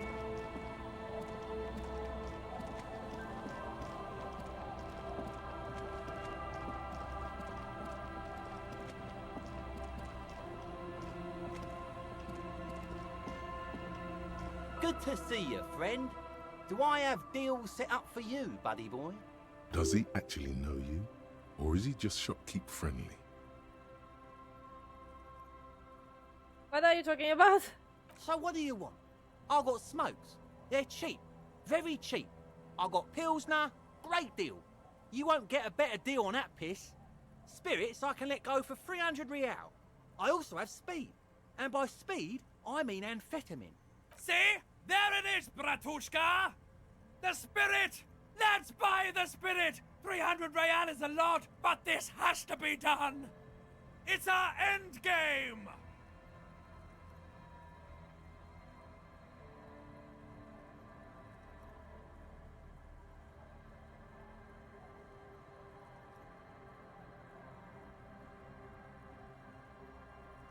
What if I don't want to listen to my necktie anymore? Snap out of it, Bratan! This is no time for melancholy introspection! It's time to buy that spirit! This is just another stupid drunk idea I'm having that I'm attributing to my necktie. Bratan, you don't understand! It's not just another drink! This is what our relationship has been building towards all these years! This is the climax, the mystery, the virginal sigh! You have to buy it from him! Get it off him! Kill him if you have to! Our ultimate fate depends on it! And the fate of many worlds! The lieutenant looks at you, looking at the bottle of spirits, then at Rosemary, suspiciously. I'm not doing that! Friend, do we know each other? Sure, friend. You know it. Don't mind old Rosemary here. He's a buffoon. Let's have a word after your high-concept transactions. I'll give you the lowdown. Amphetamine. Aye, by amphetamine I mean speed. I thought by speed you meant amphetamine. Aye, that's what I said. Right, got it. Good, my man. Now what can I offer you? Jesus Christ, I don't even have that type of money.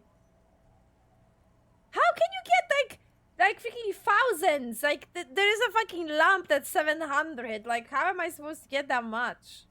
300's too much. Quite a business venue you set up here. Oh, the system's been good to old Rosemary here, and I'm milking her like a bitch goat in the backyard. What do you mean?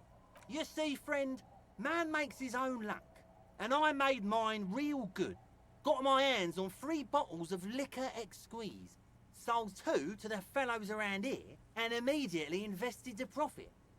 Bought cigarettes, bought beer, even bought a bit of speed. And look at me now. I got everyone on my hook. The hook? Where is it?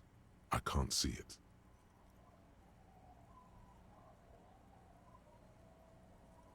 Looks like you're on your own hook too. Of course, of course, of course. It is what it is, you know. What it's always been. People, buddy boy. It's the people. Thank you for exactly like where is the hook? Like very appreciate that. Why does the bottle of spirit cost 300 real? See, friend, it's real valuable. Worth every real, if you catch my drift. Got it from a bit of a business venture. No one can buy spirits for 300 real, that's crazy. You know what's crazy, actually? What is? What? Oh my god. What do you mean, what? What did you think I was crazy earlier? This guy. Conversation might bring a discount, no?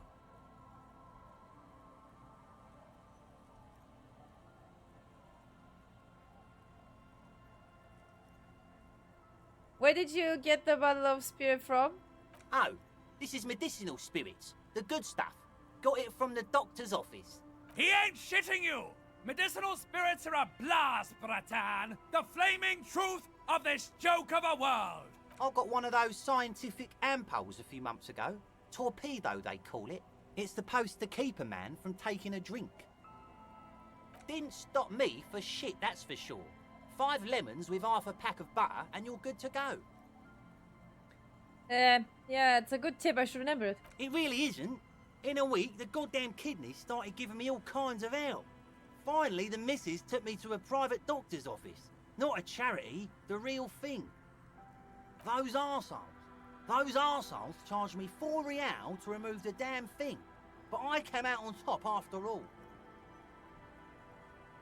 Have they no shame taking money for a service they provide? But the idiots left me alone in there. Now, I used to teach high school biology. I know what doctors use to preserve dead thingies. Swipe 3 cans of this blue medicinal stuff from the back room. Threw the snakes out and voila! What's left is this beautiful blue stuff. 98.7% almost pure alcohol. 2 I already sold to these fine gentlemen here. But this last one is yours for 3 real, if you want it. Wait, free? What? Thank you for the follow. King Key, welcome. Hello, hello. I thought it was 300. Yeah, you thought right. Don't even try to sneak anything past old Rosemary here. I got all senses locked on you, buddy boy. So what will it be?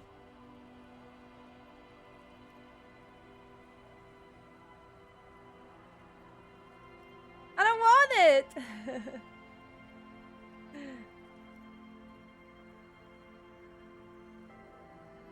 You said it's 3 here just now, but first you asked for 300. Aye, that's what I said just now. 300 real. Don't you try to trick me, buddy boy. Now you want it or not? You acted with great compassion and dignity, not taking advantage of this man. Praise thine honorable heart. No, really. So what do you want then?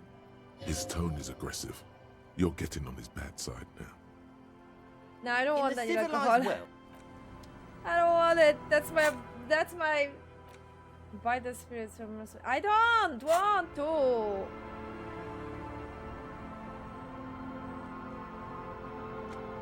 Hey, Tequila! Good to see you. How's business? How's the whole reality situation treating you? So what's happening? What?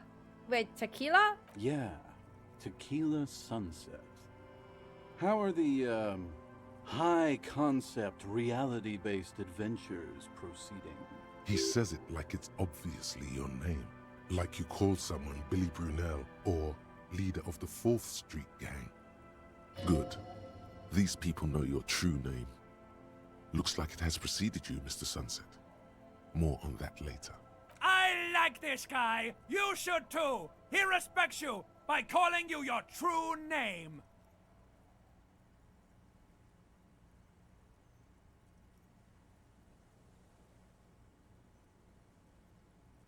Hmm.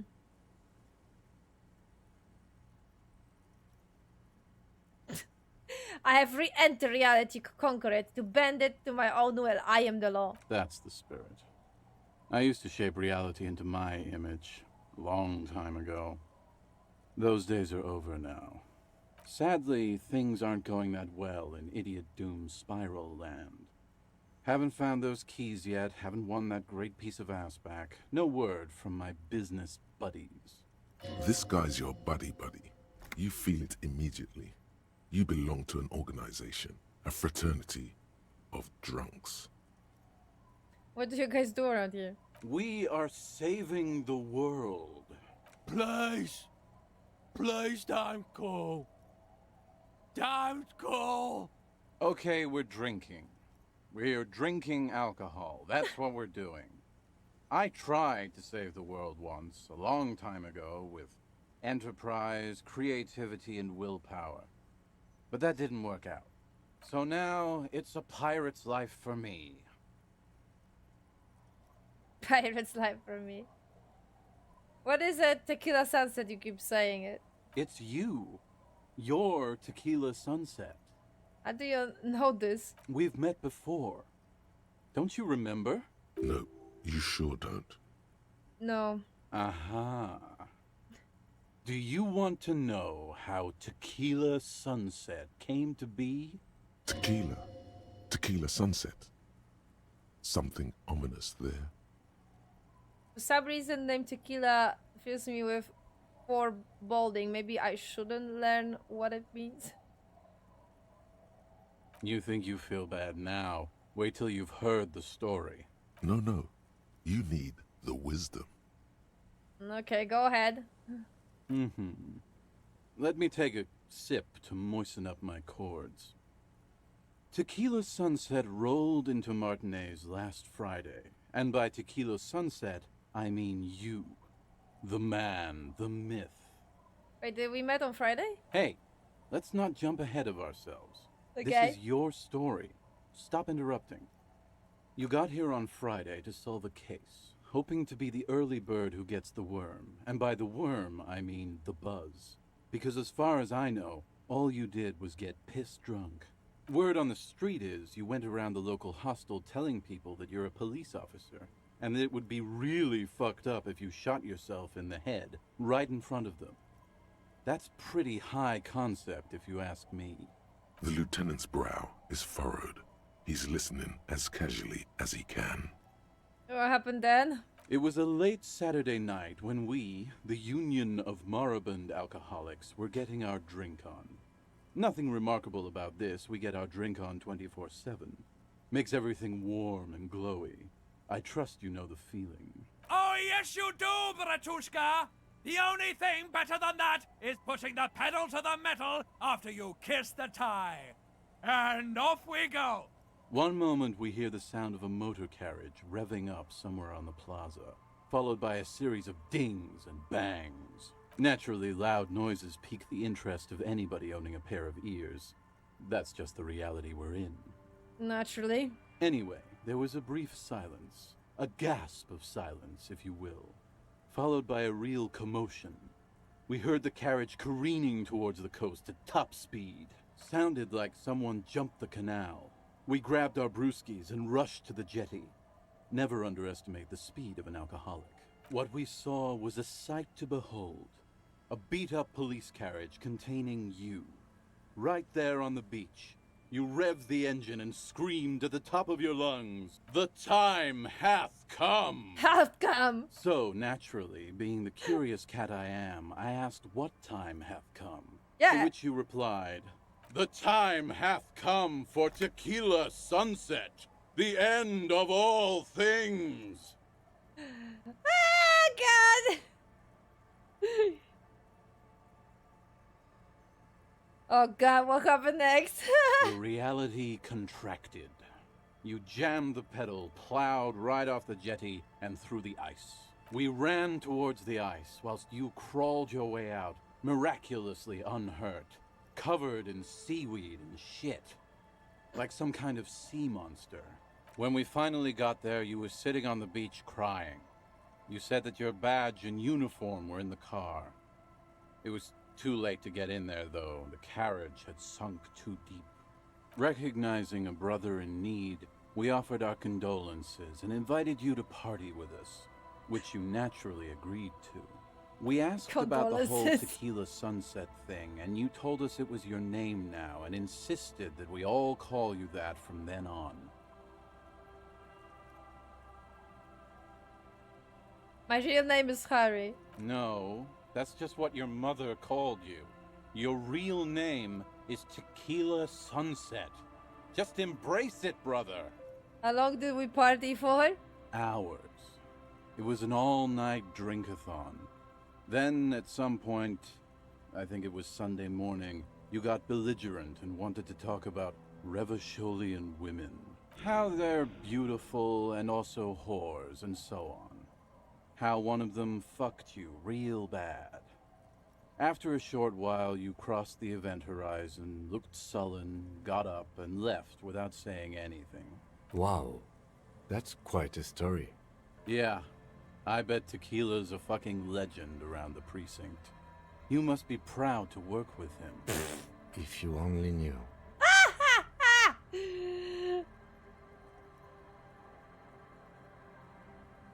Did I tell you anything specific about the person that fucked me? You were pretty vague about it, but you kept saying you got fucked real hard, and that we've all been fucked too.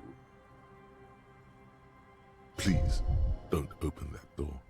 No one's fucked me. I do the fucking around here.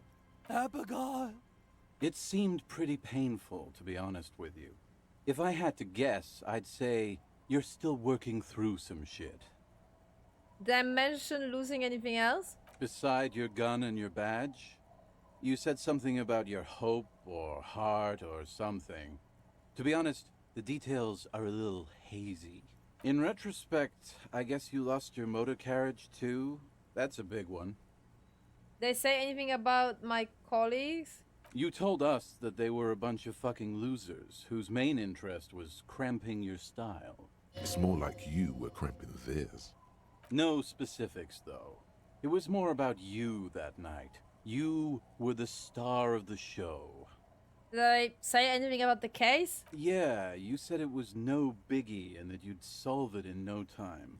And that you didn't need anyone to do it. You're doing it solo now. Uh-huh. Rebel. Moral damage is so funny. I know, right? You can die from cringe. A lot of cops go solo and hermit once they reach that level of alcoholism. It's not meant as a joke. He's sorry for the hermit cop. Did we talk about, politics? Yeah, you said that you'd really behaved unreasonably and failed to uphold your responsibilities as a representative of the coalition. Did you get a read of what kind of cop I was? You kept apologizing for being such a bad cop and for the damage you've inflicted on everyone around you. Is that affected by my statistics? You also kept pausing to knock the heel of your hand against your temples, saying, "Stupid, stupid, stupid." Okay. I don't need to hear anymore. It's a hard thing for a man to confront his past. That's why I avoid mine at all costs.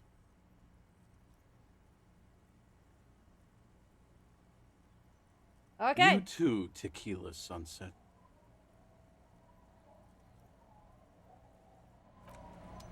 So it is! Okay, so that makes sense. That makes sense because I have the highest in the sorry cop.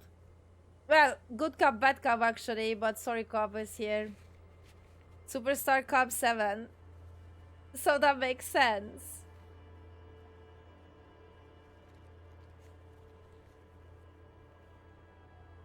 Funny. God damn it, I didn't accomplish my mission to become a disco cop, god damn it. Sadness. Okay, I need to hide here.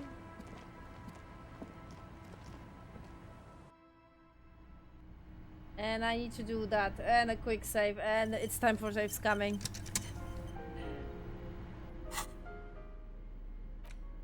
You take the legal documents out of the envelope. A 12 to 40 month construction period and the zoning plan in the addendum. With a confident flourish, you complete your forgery. What do you see on the signature line? 2 names, Isabel Said and Liane Carter. Indeed, they look distinctly different and very convincing. These might as well be their actual signatures, but they're not, and the document will be nullified if they dispute it. That means Everard will have to start over. All you need to do now is mail the signatures to Everard's accountant in La Delta. There was a mail delivery box in the plaza, near the corner of the bookstore. I know where. I remember. Why remember? Okay, let's go. We need to go there anyway.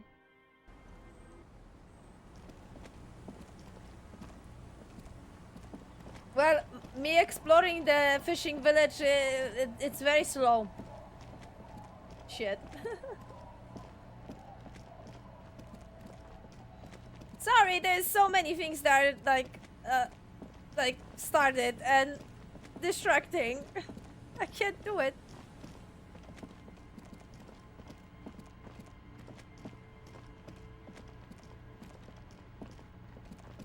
I guess that makes sense, because like if you're a communist, then you will have a different like dialogue there. I guess like it makes sense. God damn it! But I wanted to be a super camp. Meh. The dented yellow mailbox greets you with its graffito and bullet holes in the front. I knew we got to use this mailbox for something. Yes, for sending mail. Drop the white envelope into the mailbox. You drop the white envelope in the darkness. It lands with a soft thud on what sounds like a couple of letters. Probably did the right thing. You can't trust that slug Everard. You know he's going to play you somehow. Exactly. Right, let's go back to Everard. If we don't mention anything to him, he won't know before it's too late. Awesome.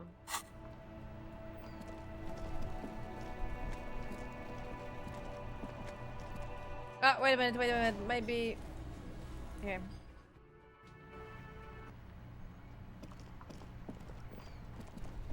Actually, yeah, let's go first.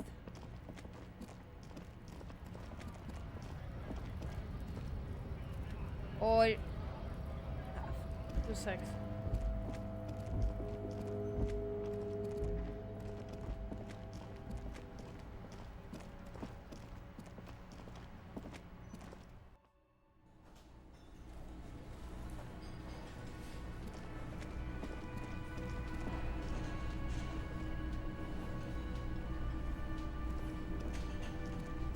You look like shit. And I don't mean that as a metaphor.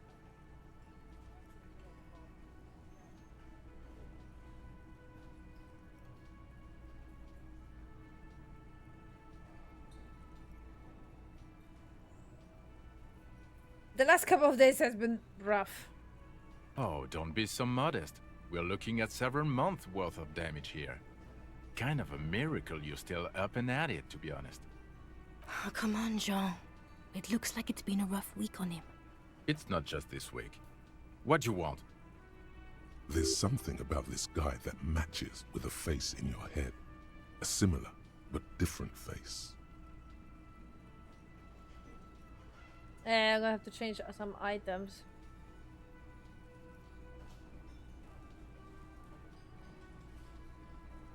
Kim, who is this guy? I'm not getting involved in this. It's not my style, he thinks, glancing at the man in sunglasses and the woman beside him. Oh boy, they're mad at him. No wonder. He just doesn't recognize them. Watch out for yourself, loser. Alright, 2 secs. I need that other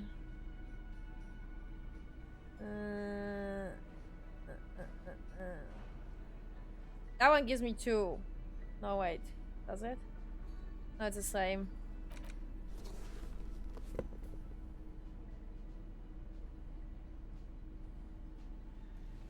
That one gives me 1 as well.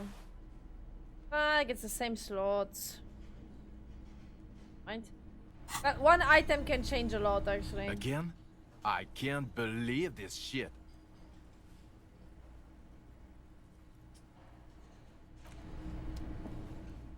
Quick save. Again? I can't believe this shit. You know what it is. It's like the two of you know each other. Just ask him. Tell me the truth. Do you know me from somewhere? Oh, I definitely know you from somewhere. Another life. From where? From another life? Yes, from another life. A different life. Well... Maybe the life of a police officer belonging to the ranks of the... To what station do you think you would belong in this alternate and totally fictional reality?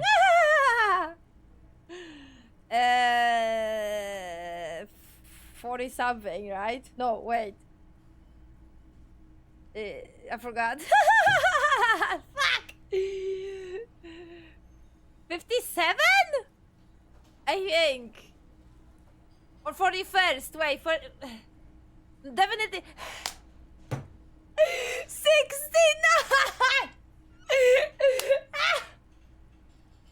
I saw the last one.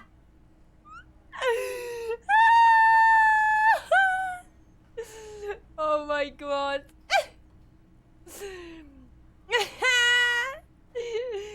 No, let's be serious. I don't. 69. Oh, that's funny. God fucking damn it. 40, no, 57. I think 57. I think even in this fictional reality, the 57th would still be my station. Oh yeah, you're 57. I forgot. Fuck. My condolences. Go ahead. Have another guess. Oh, thanks. 69. He seems to be observing you through the reflective glass of his eyewear. There's no reply. Perhaps repeat it? 69. Repeating it gets no reaction from the man with the sunglasses. Suddenly, the world is very quiet. Even the howling wind outside sounds a bit embarrassed. Okay. 41st? Okay. That's plausible. That's entirely plausible. Now we're really getting somewhere. Somewhere good.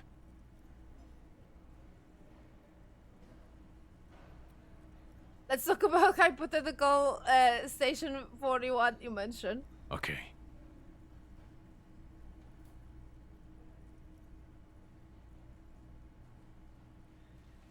Oh, they didn't voice that line. Hypothetical 41, yeah, let's fantasize about that. I'm not busy. You're not busy. Let's just play around. So what would your relationship be in the alternative universe? Let's be crazy. Let's say you and I are partners. How's that for a thought experiment? Ooh.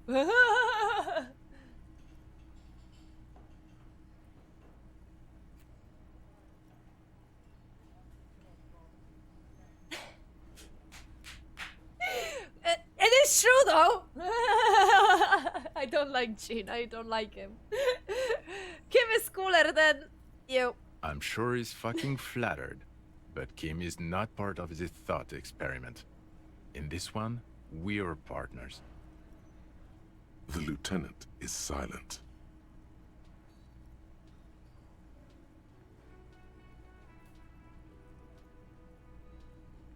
Like partners in crime or? No, because in this thought experiment, we're all police officers. In a police station, we don't do crimes. We're not crime bros. Come on, stop it. Do you have a crime to solve? Oh, no. You see, I enjoy watching other better cops solve crimes. And let me tell you, it's been quite a privilege seeing you work. This isn't helping. She says, shaking her head and looking at the men with sunglasses disapprovingly. Who else is in our imaginary police station? You're not going to believe this, but police officers. Wow. Yes, sir. Solving crimes, locking up bad guys, and get this, and not getting that drink on at 2 o'clock. Just some regular boring motherfuckers in suits and uniforms. Nothing spectacularly extravagant like you, the far-out son of Long. Who is the far-out son of Long? Oh, it's you, you eccentric genius. I mean, with your unorthodox approach to police work, it has to be you. Want to tell me more about him or her? Not even a little bit. It's an urban myth about an officer who is so far undercover he can't remember who he is. As I said, just an urban myth. You are not the son of Lang. He's trying to protect you from further rough handling, dished out by this sunglassed man. Okay, yes, you get the joke. Leave it at that. I can't imagine it anymore. Neither can I, partner. Neither can I. His grey eyes suddenly flash above the glass frame. They feel sad. It's a mere second, but it feels like you saw something. A gram of compassion in that sadness. Aww. Got some questions for you. I'm a cop. About what? You don't look like a cop. You know what you look like? A disco.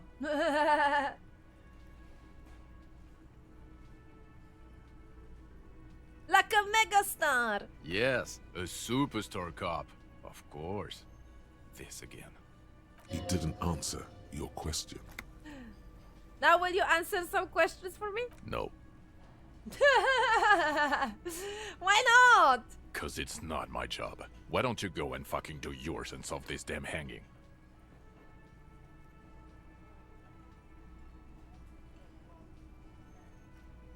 If you don't want to answer questions, maybe you want to hear me say things. Actually, I don't want to hear you say things. Come on, Jean. Okay, say things. I want to hear you say things. Hear that? He wants you to say things. Say one. Okay. Suddenly, out of nowhere, case-related things start popping up in your head. Okay, I'm doing this investigation. A man is hanging. So, do you know who hanged him? Why am I even telling you this? I don't know. Why are you? It's like you felt it would be intellectually stimulating and would lead somewhere. A custom even? Strange. Who knows why we do the things we do? Somehow, bouncing those ideas off the man with sunglasses felt calming. Like you've done it before. Oh my god, there's more. You want something more? What is it? Let's talk about the hanging man again. Okay, why not? Let's do the old thing over again. We're not wasting time. There is no time. Yeah, there's no time. So, do you know who hanged him? Not yet. Yeah, I can see that. I don't Okay. know. Oh my god, there's more. You want something? Okay. Guess that's all. Okay, the man with the sunglasses and his hypothetical Station 41. Weird, right?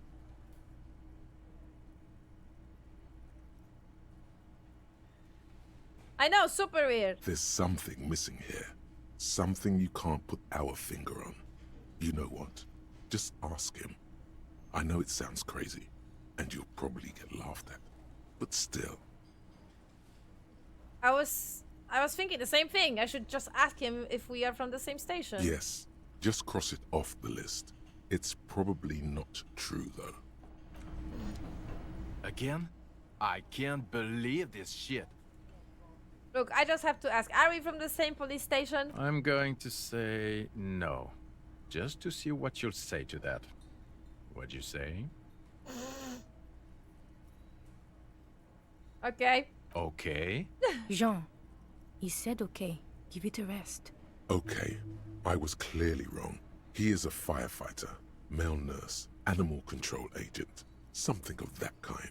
Not a cop. Go on with your cop work. Don't let me stop you again. I'm going to say no. just to see what you'll say to that. God fucking shit. None of this is great news for him. Okay, I was clearly wrong. No, you're not. Oh, God. The woman in an RCM patrol officer's uniform winces as she notices you. I would really prefer not to talk to you right now. As Lieutenant Kitsuragi explained, a patrol officer is the lowest rank in the RCM, below lieutenant and sergeant. Hold on, you're a patrol officer of the RCM? Yes, I am. I'm on the murder investigation. Are you the Cavalier? I'm definitely not the cavalry. I'm Cap 2. I know. He's the real deal.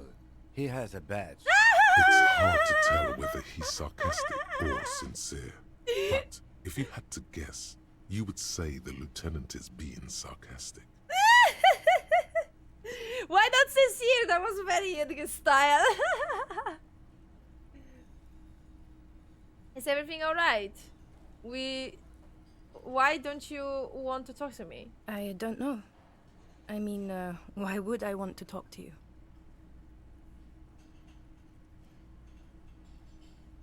Have I wronged you? I have done that to a lot of people. No, you haven't wronged me.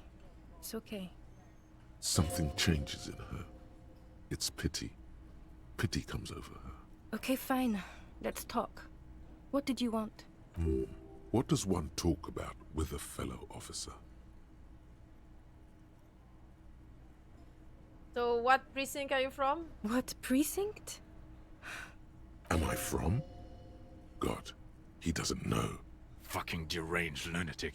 You're getting an intellectually unsatisfying vibe from this conversation. Maybe you're doing something wrong. Look, something is really bugging me. Are we or are we not from the same police station? God damn it, you leave her alone. Keep your weird bullshit to yourself and be professional for once, for fuck's sake. Can I actually help you with something? Yes, of course. Preposterous. I mean, you would remember if they were, right? Who forgets their squad mates? That's not possible. Are you with him? Of course I'm with him. Why do you ask? He's an asshole. You're an asshole. You know what? Maybe we're both assholes. Please, let's not turn this into another exchange, okay? You're the police, right? Cool. So am I. I don't know what to say. Don't say anything, Judith.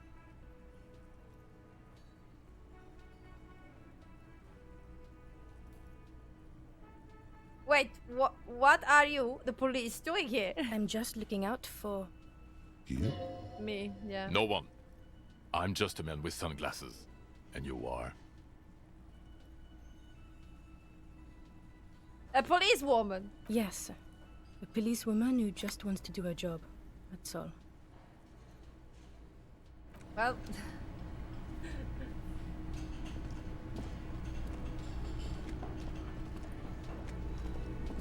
very... educational.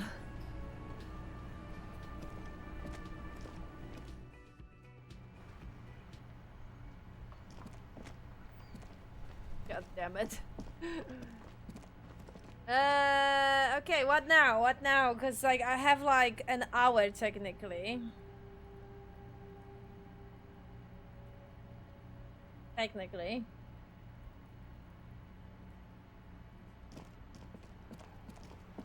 I can go to Everett, actually.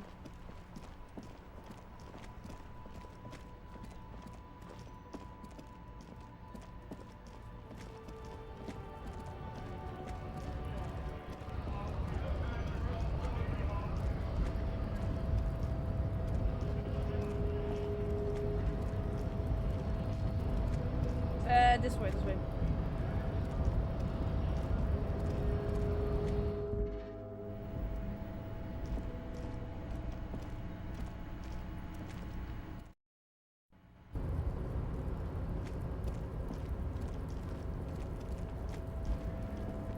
This way.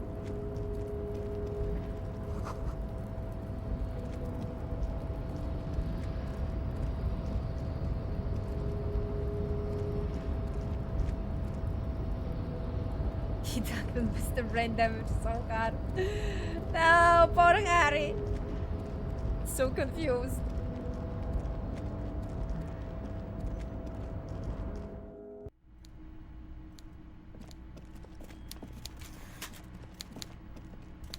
Mr. Dubois, a pleasure as always. You don't have to sit down this time, since you've already sat on that chair. It's done. I mailed the signature you asked me to mail. The Golden Boy returns once more. Wonderful. Simply wonderful, Harry. Of course. I already knew this. My friend, the mailman, confirms the letter is on its way. You've done a great thing today.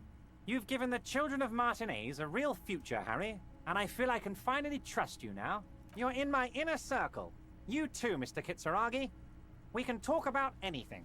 The strike, the murder, your lost gun, nothing is off the table. Oh, Bratan, you play the old man like a three-string banjo. He has no idea. Better not to gloat, sire. 'Tis arrogance that gives the play away. Be subtle.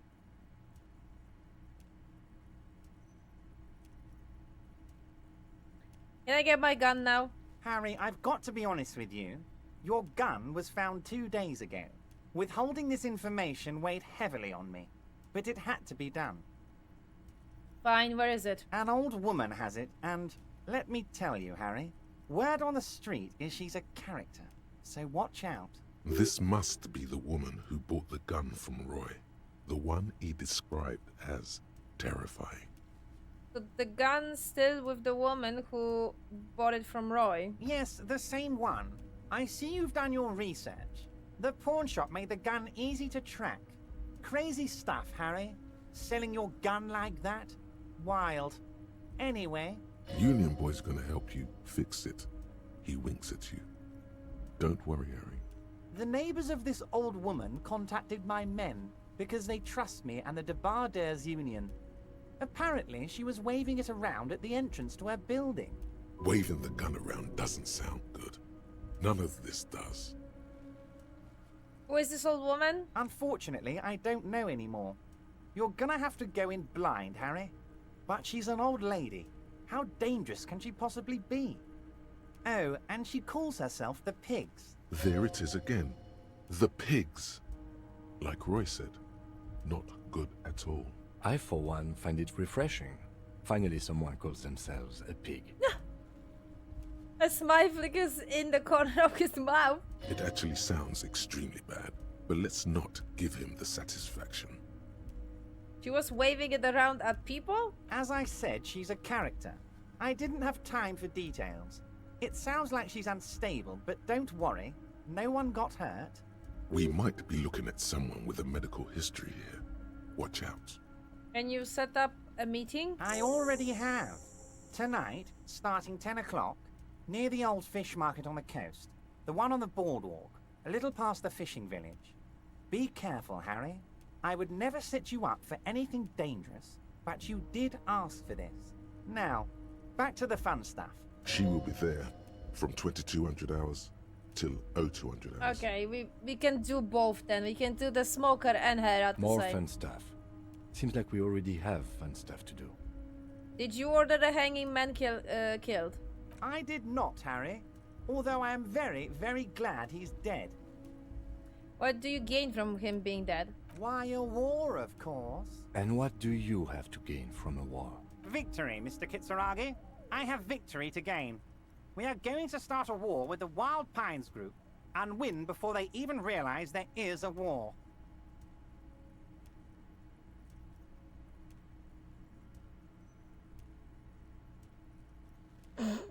that fun fact again. They train military people. Aren't you afraid for your men? Harry, we outnumber them 1,500 to 1. And that's just Martinez. With all the unions in Revachol, and with public opinion on our side, we can hold off 2 men, or 15 men, or even 50 men. The more they send, the worse it's going to look for them. They made a huge mistake hiring those guys. No one likes foreign mercenaries. The leftists hate them, the fascists hate them, even the moralists think they're in bad taste. How is this connected to a strike? Harry, there is no strike, only war. Class war. Or, in business terms, a dawn raid. Or wait.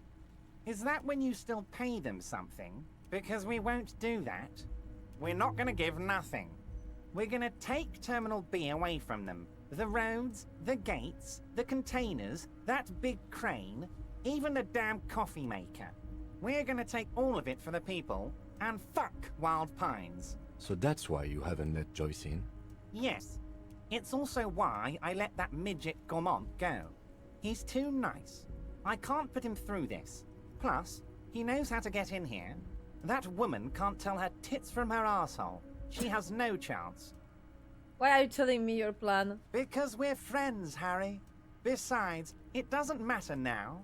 You can go tell her if you want. It won't change the course of events. We have a significant head start. It's already happening.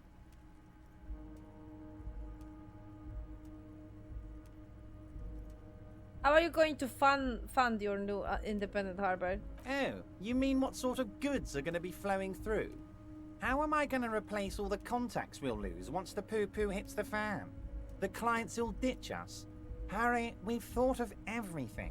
Clients would take a well-known multinational conglomerate over a local mobster any day. You can't possibly hope to continue like you have. Clients will leave and a mess? Sure, some will go, but mark my words.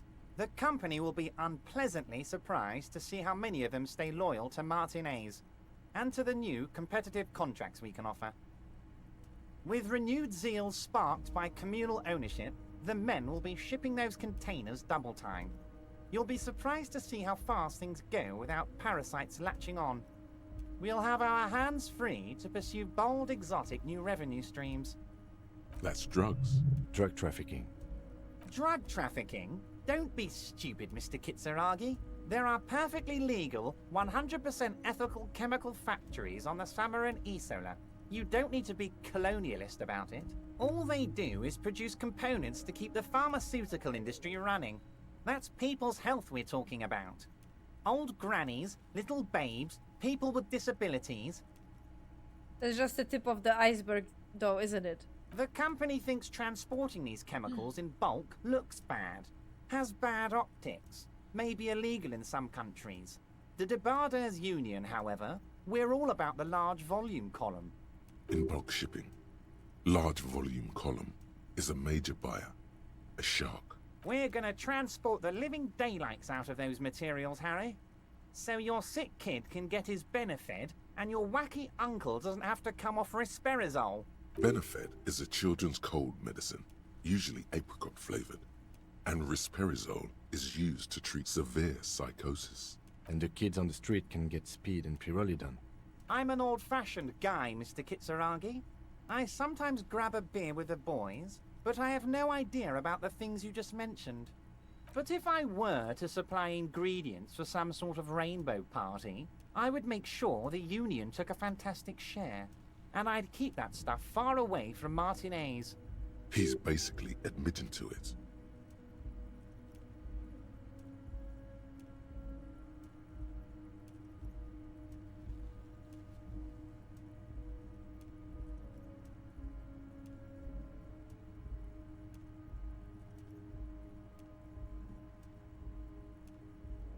Drugs are no go for me. I will report this. Yes, yes, of course. They're not gonna and do while anything. you're doing that, please go ahead and also tell the Wild Pines.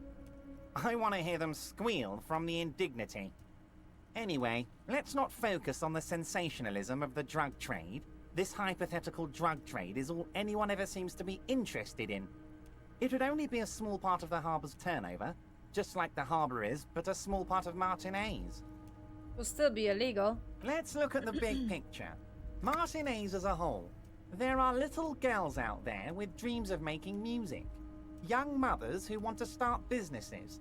Models who want to walk catwalks and steel welders who want to weld steel. I'm gonna unite them all into one economic body. We're gonna incorporate this place to Kingdom Come. Everyone's gonna be in on the wealth. And everyone's gonna pull their weight.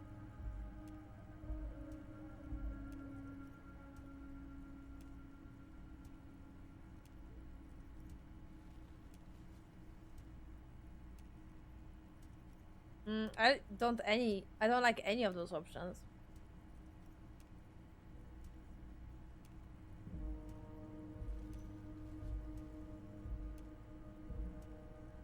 I'm not feeling a whole lot of Ravishol here. Not enough flags or kings. Harry, the future I have in store for Martinez will have all the macho aesthetics you love so much. The crowns, the guns. I will even slip in a skull and bones for you, my friend. Oh yeah, skull and bones. Skull and bones on the Revacholian flag. The Revacholian Death Squad. Oh yeah, the visual image has completely bedazzled you. You're 100% with Everard now. How many of you guys are there in the Union? 2,372. Plus yours truly, of course. 2,373 is a sizable contingent for a labor organization in Revachol. And they're all well motivated. At least the ones you've seen. Can I ask you about specific Union members? We're way past specific Union members now. This is the big time. We're talking about the future of Revachol here, Harry. You can bother Leonard with that. He loves to run his mouth on such matters. But I'm in big time mode, Harry. Okay, that's it. Great, Harry, great. I think we have truly built a bridge between Martinez and Jamrock today. We have united the RCM and the Debarders Union. This has been so great.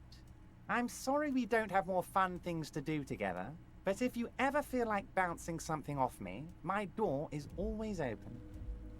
Most certainly, Harry. Nothing brightens my day like brainstorming these things with you. By all means, Harry, what's on your mind?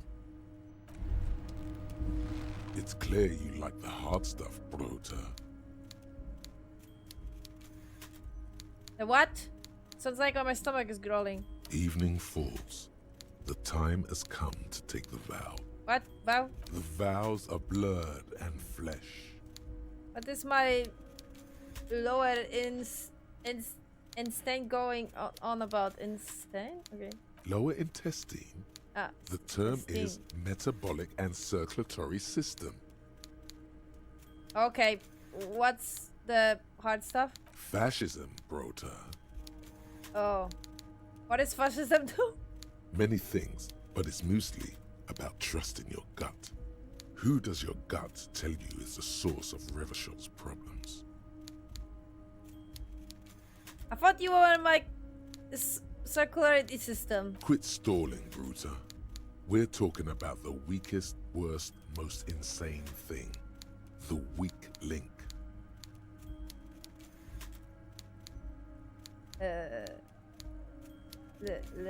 Liberals? Yes, them. But also women. Women? Women. Men of war. You don't like them. They're insane. Their idiocy needs to be scrubbed off this world with rubbing alcohol. Woo men need to go back to the fucking kitchen. That's what fascism boils down to. The rest is also important. But the main thing is that woo men need to know their place. But I am a feminist! Feminists? No, it can't be. Not you. No one believes this. Did you know you can forget thoughts? Go to your thought cabinet and forget all about feminism. But I don't want to! Am I having some kind of stomach seizure? Stomach truth. You're having a stomach truth. Why am I getting this? Because you've said the hard things that others won't say. The good things, you've said them many times. Fascism sounds so bad though. What if we called it something else, like traditionalism? Okay, yes, let's call it that. Good thinking. That sounds much better. Traditionalism. You like the sound of that? Okay. I am not! Why can I reject the thought? This is stupido. You're going to keep your views, right? Keep your views, Brota. Absolutely not. There's a slow, painful growl somewhere in your intestines, knocking on your alcohol-engorged liver. It is one of betrayal and disappointment. What the fuck? Right, we leveled up. Any ideas what we should spend the point on? I actually could get another slot for another thought. Is there anything important, like super important? Physical instrument. I am not keen for the taxation, to be honest.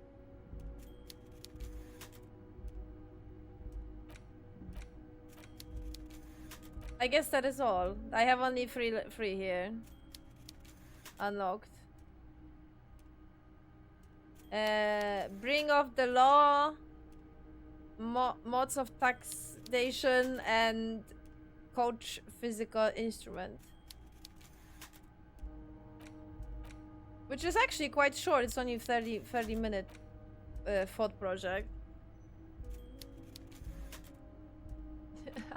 That was funny though. Woman! Oh, that killed me, that killed me. But I am a feminist! No, wait a minute. I have another, wait, no, let's wait. We're gonna have a homosexual underground very soon, right? Let's go!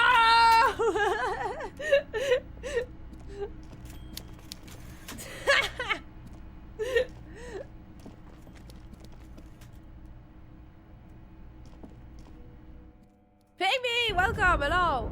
Man of fool. I know, it's so fucking funny though. Homosexual underground, homosexual underground.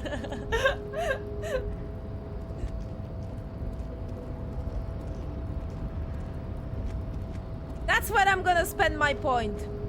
Oh, you're actually right. You're actually right, Nick. Gorący kubek. You're right. Right. Good idea.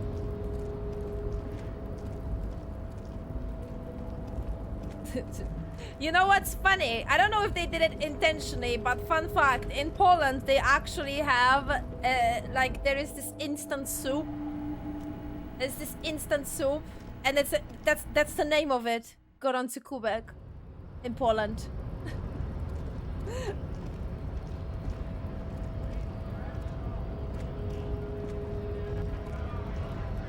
The yaoi compels you. Shut up! It's my characteristic!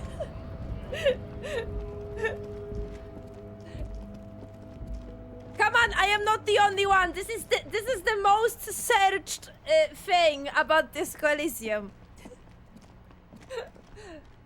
When you put Disco Elysium in the search of Google, the first fucking thing is, can you kiss Kim Katsuragi? So, come on!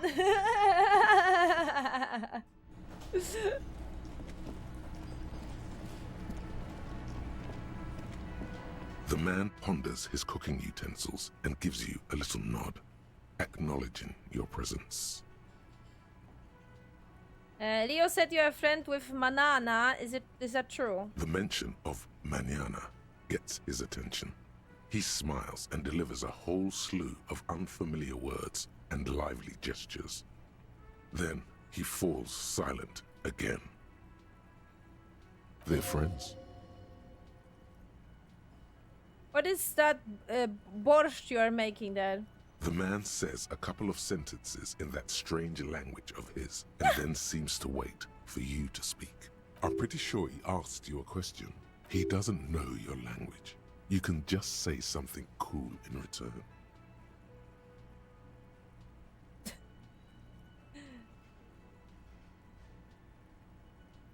What? Mercury rising? Run your fingers through, okay?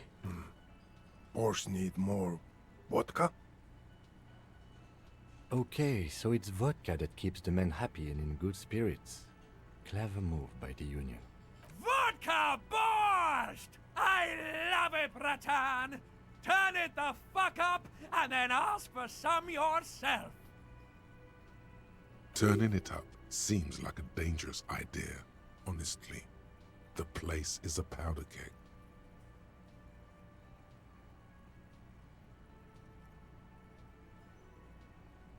No vodka.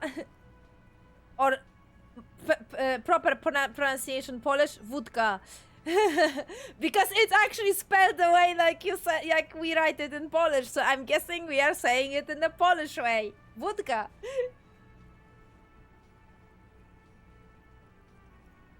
No.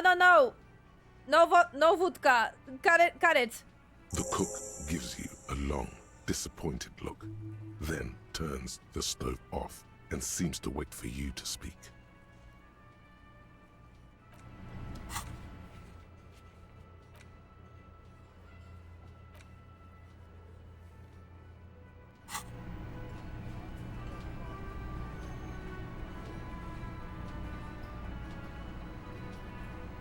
Yeah, me too, actually. But he said a little bit.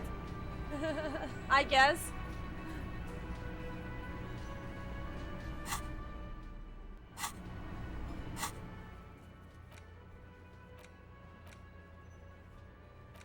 Right, so we did that. I'm not sure if we did the good thing, but...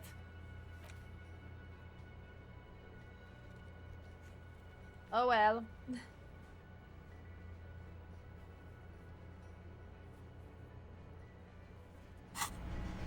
I think that's why they didn't do it, I think.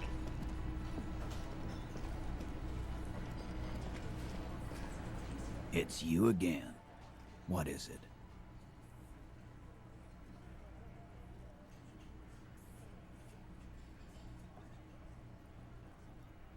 Confront about the drug trade, discuss the warn about the tribunal. 42 still.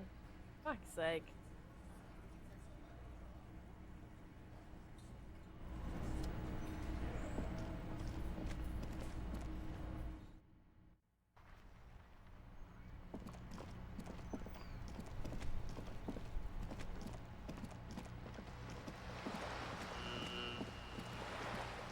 Right. Couple of minutes, and then we can go to the smoker.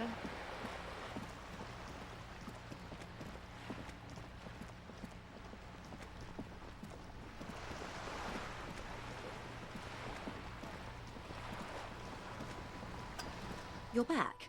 Good. What can I help you with? I found my badge, by the way. By love, you did. Pleased to meet you, Lieutenant W. Freighter Dubois. I am glad to see a man of high qualification. The situation is precarious. What can I help you with, Lieutenant Freighter? I like how they say it. Right, quick save. You're back. Good. You have. I talked to And how did you like Everett. Mr. Clare?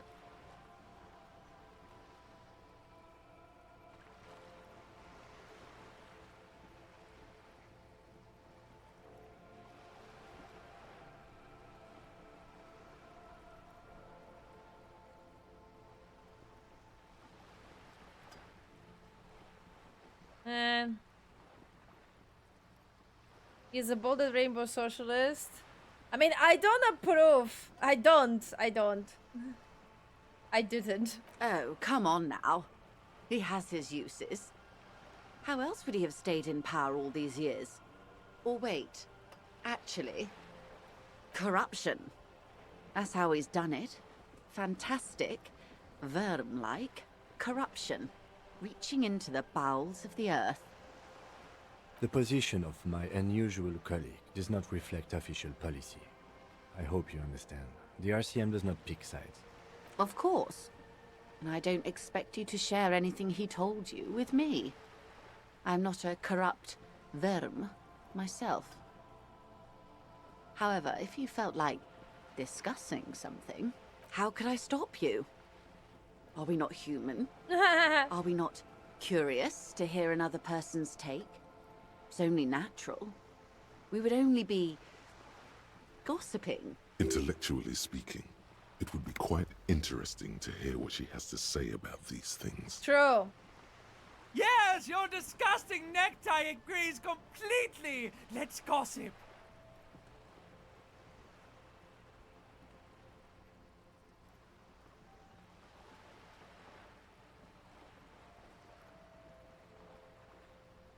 Well, he asked me to deliver an envelope. Sounds like he has you running errands, Detective. A well-established dominance ritual. Where did he have you deliver it? The name is Settlement down the coast nearby. Ah, yes. I've been meaning to go there. With longing. Clear and simple longing. Strange. Why does she want to go there? You're quite fond of the village, aren't you? I should be. In my youth, I had a brief dalliance here in Martinez. He was an older man with impossibly broad shoulders. He's probably dead by now. Even his shack is long gone. Not that it matters. These buildings are all carbon copies of one another. You've been to Martinez before? Yes. I was slumming it with some girlfriends of mine. We had boats and... Don't hold it against me. My paramour certainly did not. Sounds like you missed those times. Not overly so. It's not like this was the only place we visited. Me and my girlfriends from Azon with our shiny boats. Like reavers. We told ourselves we were the worst thing to happen to the coast since the Coalition landed in '08. Imagine. Oh no, she's sentimental, all right. If you say so. I'm over-radiated, Harry. I do silly things sometimes, out of pale-related illness. Like take this job. The moral of the story is... So it was a factor in her coming to Martinez in the first place. Interesting. Do not spend 22 days a year in Pale Transit. Don't waste your 20s slumming it with your stupid friends. And don't deliver Everard Clare's mail. Are you satisfied, Detective? What else can you tell me about your mail delivery quest for Everard? Oh, I Do you got think that it will point. improve the place? What other thing we can do? What other thing we should level up? Nick, Gray, you guys have any ideas maybe? Because I don't. I'm very open for suggestions.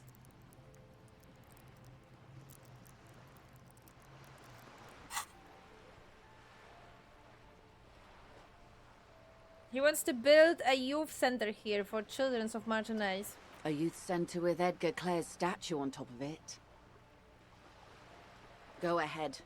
Help him. Make it so. I have no power to stop him. So you're sad you can't buy the place? Yes. I'm sad I'll never have the time, Detective.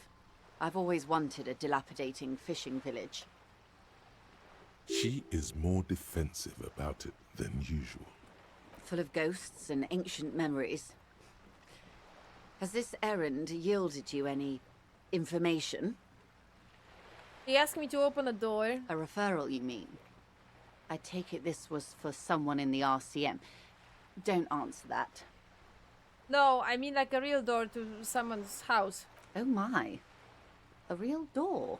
The lieutenant does not say anything, but you hear the nylon of his jacket rustle as he looks at you. What?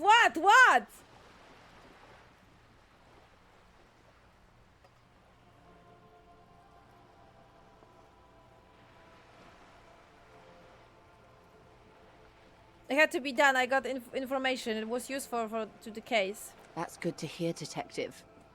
Police work is rarely pretty, but it sounds like you did what you had to do. Her bartering mind cannot fathom that you didn't ask anything in return. Frankly, what was done was not pretty at all, but neither was it illegal, and it was not for nothing. It turns to you. This seems serious. I advise you to be very selective with what information you choose to share. This may have consequences beyond our line of sight.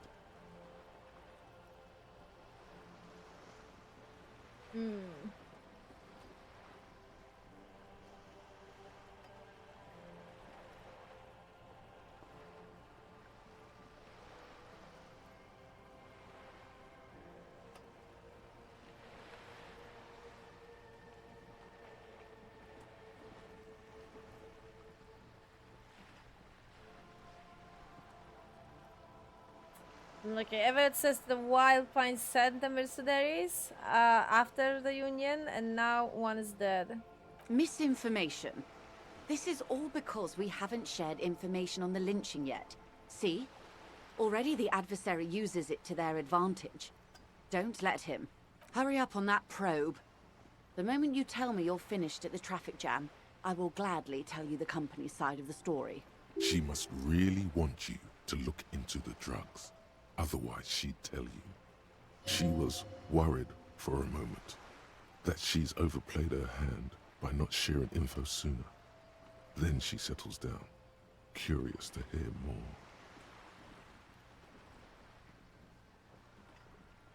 more. Okay.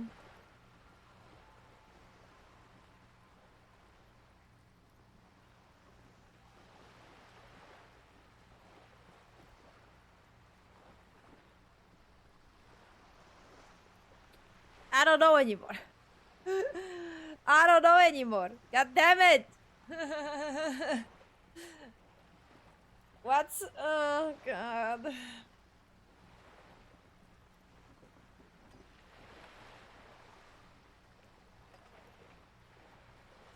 I need shivers.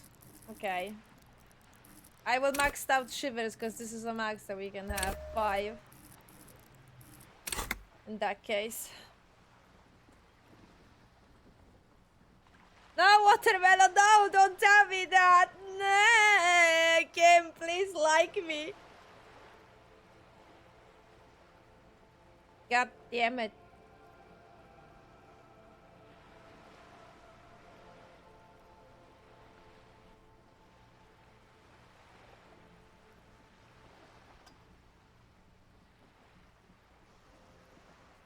Naturally, Detective. There are lighter topics to gossip about.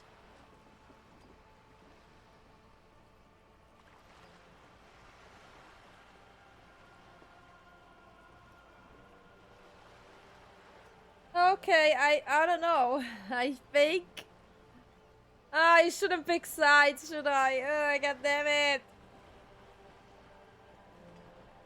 Of course, Detective. Should something come up later down the road, don't be afraid to drop by for a chat. Until then, is there any... She helped me so much, though. I like her better than Everett, and I would gladly help her. I can't progress with the whole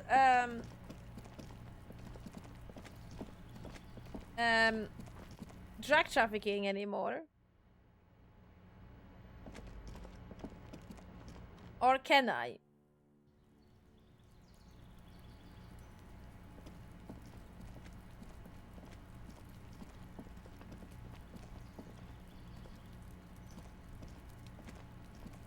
Gendarmerie, you found me. The young man on the balcony gives you a bright smile before taking another drag from a cigarette. His slender figure is backlit by city lights, its distant streets and motorways flashing like diamonds. It feels like a Friday. He seems to be in a good mood tonight. You get your hand. Found the key right under the stone. Beautiful. So tell me, are you here to make things right again?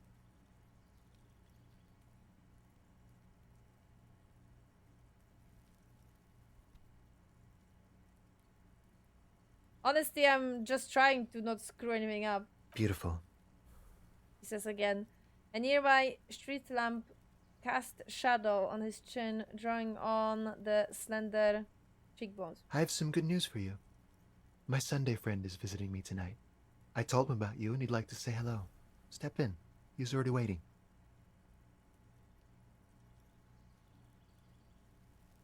Is it Friday tonight? It feels like Friday. Yeah, it does feel like the end of the week. Such gentle weather. By the way, I'm really digging the view here. Mm-hmm. That's why I chose this place. Martinez is special, isn't it? Wait. Suddenly you are digging things? The lieutenant whispers to you, shaking his head. What? Excuse me? I can't dig things anymore? Why so skeptical? Why so cynical? Excuse me?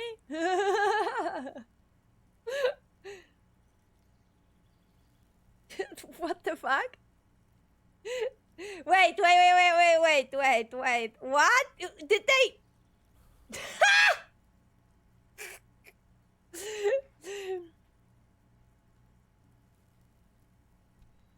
Is that... Did the innuendo like flew over my head or something? What the fuck they mean? Why would I want to meet your friend? Trust me, you do. Okay, very well. I will talk to him, but first I want to talk to you. I have some questions. That's nice, but I don't have anything to tell you. It's my friend you're looking for, not me. He takes another drag of his unfiltered cigarette and looks around. It's getting dark, and the neighboring windows have lit up, one by one. Besides, I've got to run. He's going to leave you alone again. That's sad.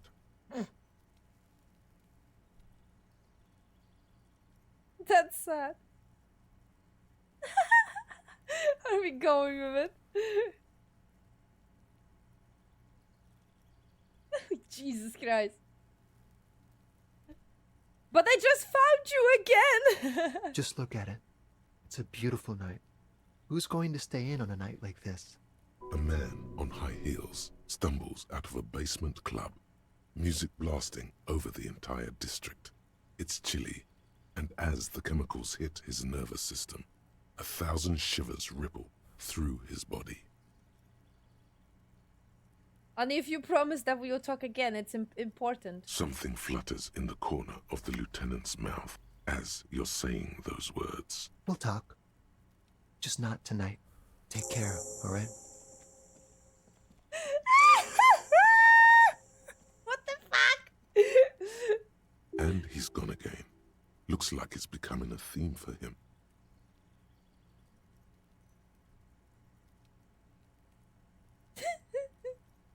There's something so different about him that I just can't put my finger on. Different, of course.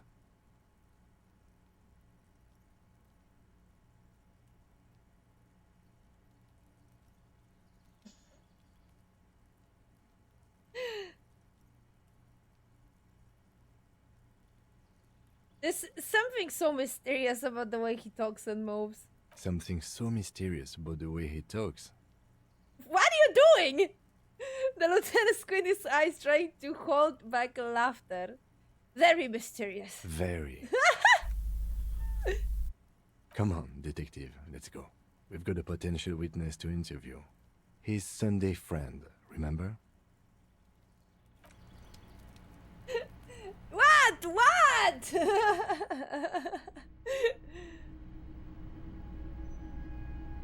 I am so clueless.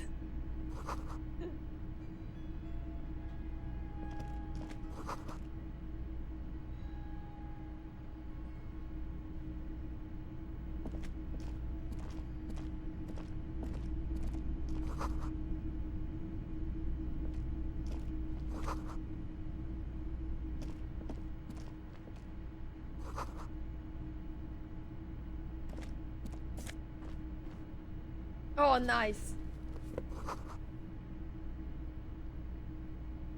Year 1. Okay.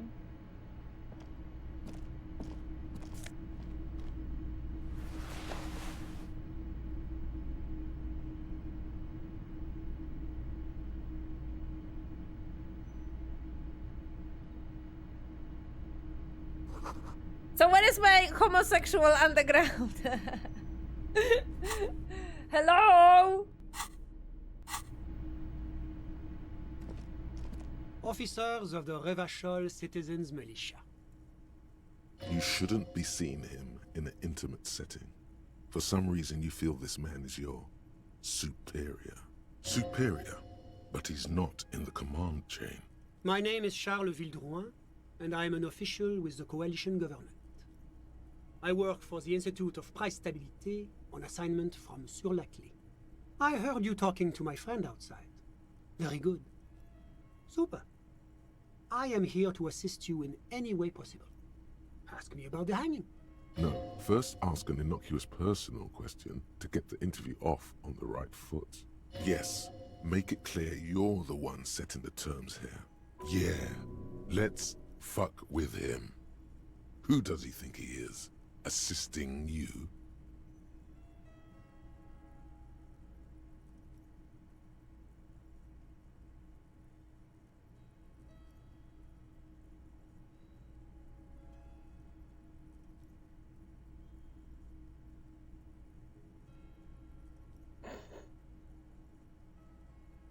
Before we get to that, tell me where you got the beautiful sick rope from. Oh, we got it from an atelier in the East Delta Commerce Center. Personally, I think it's a little culturally insensitive, but the material is great. Sadly, the shop is now out of business. That's really all I can tell you about it. That didn't work at all. What Shit. was that? You were supposed to fuck with him, not compliment the decor. The lieutenant takes out his notebook and nods to you to proceed.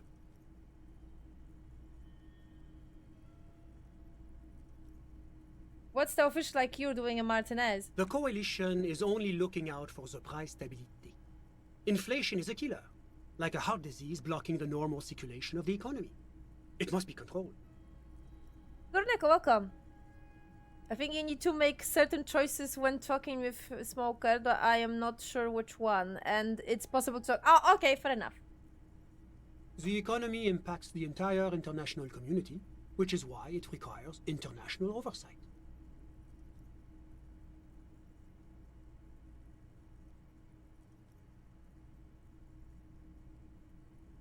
Okay, but what are you doing here in this apartment? Well, I'm renovating it. It is an interesting project. The building used to be a 12-story skyscraper before the cannons took the top 4 stories off. This, of course, happened when the coalition forces landed here. You could say I'm undoing some of the material damage the international community caused when we arrived here. So you some kind of bureaucrat? Yes, as I said before, I am a commissioner from Sur-la-Clé working for the Institute of Price Stabilité. This is one of the main projects of the Moral Inter. Wait, there isn't actually an Institute of Price Stability, is there? Or maybe there is. God, it's impossible to understand whether someone from the Moral Intern is joking or not.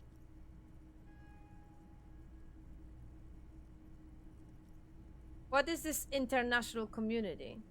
La Communauté Internationale is what Revacholians colloquially call the coalition.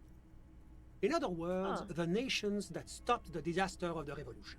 Okay, so current government, fair enough. And what do I call the coalition? Your employer, technically speaking. Yeah.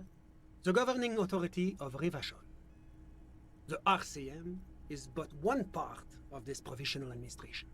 Yeah, makes sense. What is the price stability? It is the most important thing. That doesn't tell me anything. It's the central goal of any sound monetary policy. Maintaining the price stability is essential to maintaining high levels of economic activity, which is essential for maintaining high levels of employment, which is essential for maintaining the social stability. Basically, it makes sure the price of bread doesn't change. Précisément. Too much inflation, bread becomes too expensive. Too much deflation, it becomes too cheap for bakers to produce. That's why the Institute of Price Stabilité works to keep inflation just below 2%. So 2% of what? But not too far below, no. Too below is also bad. Below, but close to 2%. You're not answering my question at all. The coalition believes in the importance of informing the public about the benefits of the price stability. Transparency is one of our principles. Would you like an informational pamphlet? Sure. A sound monetary policy is essential for addressing uncertainty.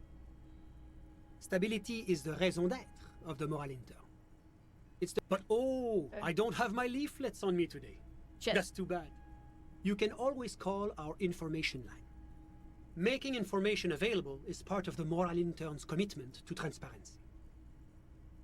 I heard about this moralism before, but I want to know more. Okay, tell me about the Sur la Claire. What's there to say? Sur-la-Clé is a modern, urbanized country that measures very high on the Human Development and Freedom Index. Mostly, though, it's known as the executive heart of EPIS. Moreover, it is a great sponsor of less emerged countries.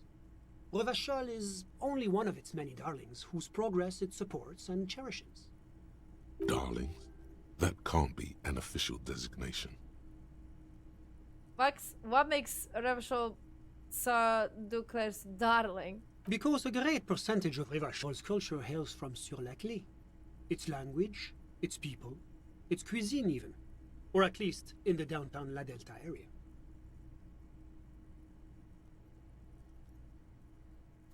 Okay, enough. Let's talk about something else. Whatever you wish, officer. You actually witnessed the lynching? I'm sorry to say I did, officer.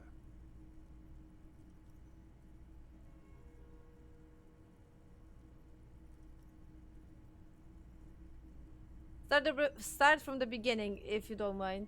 Officer, it's very difficult to describe what I saw that night. It was so surreal to me, like in a play. What do you mean, like in a play? It was just so strange. I could barely comprehend what was happening. I was on the balcony when it happened, getting some fresh air. I remember that first they came in, carrying what looked like a body. And then I saw all the surrounding windows go dead, one by one. That's when I understood. I should not be seeing this. Sounds like the victim was unconscious, or at least incapacitated. Well done, detective. He nods to you. Who were they? Can you describe them? I couldn't see their faces well, and there were quite a few of them. But they were very loud and very Martinez. Let's just say that the laboring classes can get rather expressive with their profanities. How many of them were there? I couldn't tell you exactly. Less than 10. Maybe 8? The lieutenant sends you a sharp look at the mention of that number.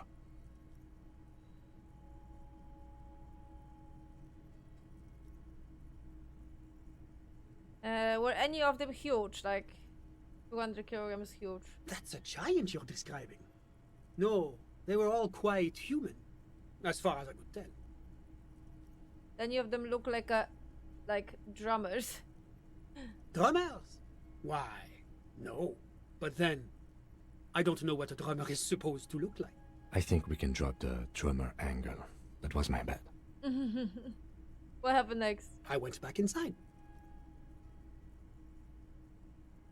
Yes, back inside. Keep yourself safe from the killing. Were you able to see anything from inside? Officer, the yard was pitch black. There was nothing to see, but I could still hear their voices. They were threatening to kill that poor man. Were they men, women? All men, I presume. But again, I couldn't see very clearly.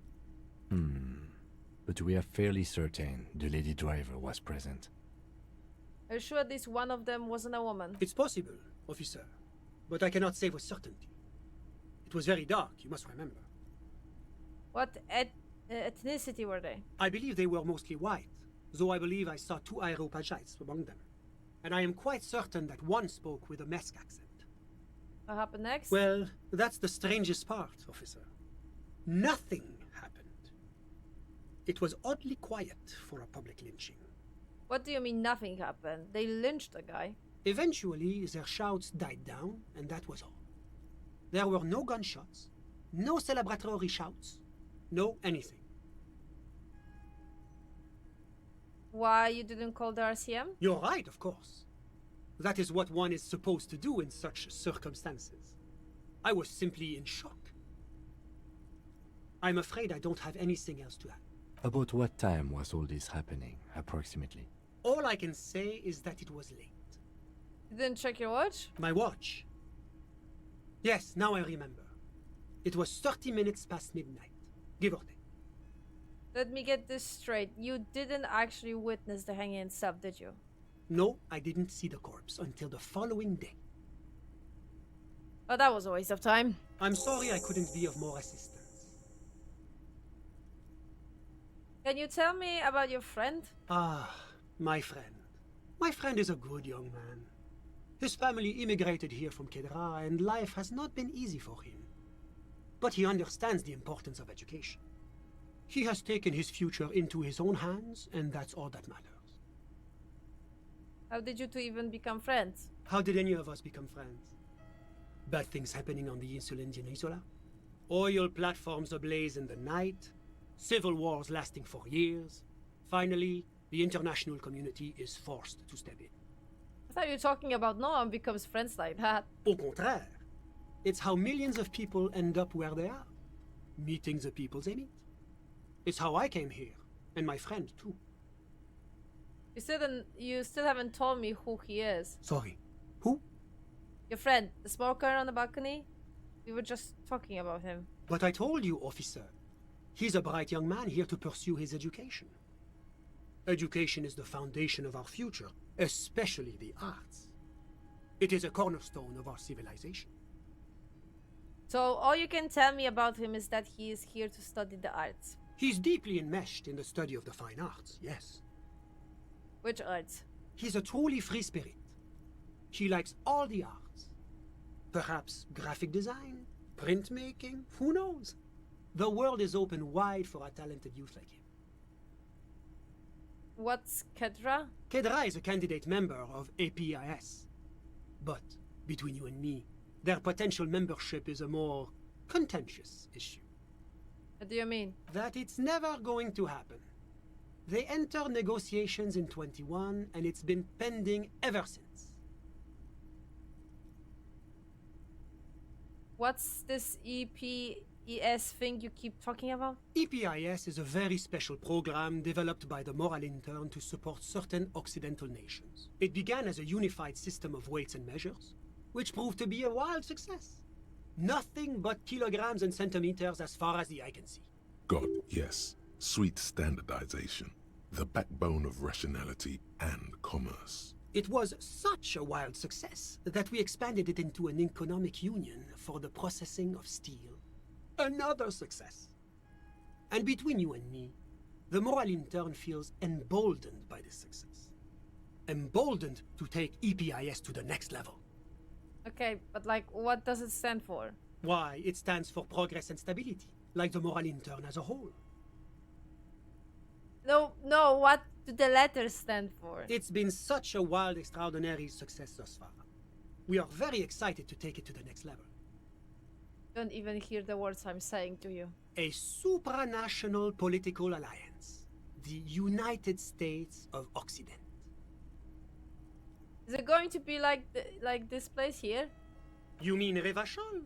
No, it's going to have transparent democracy. Is Ravachol going to be part of the EP? It's one day going to be a candidate member of EPIS, sure. Except that candidate members never become full members, do they? Didn't you say the candidate members never become real members? No. Candidate members do become members. Why do we even have the whole system in place if they don't? It just takes time. Time and evaluation. But we were talking about my friend here, not politics. What are you doing in his apartment by yourself?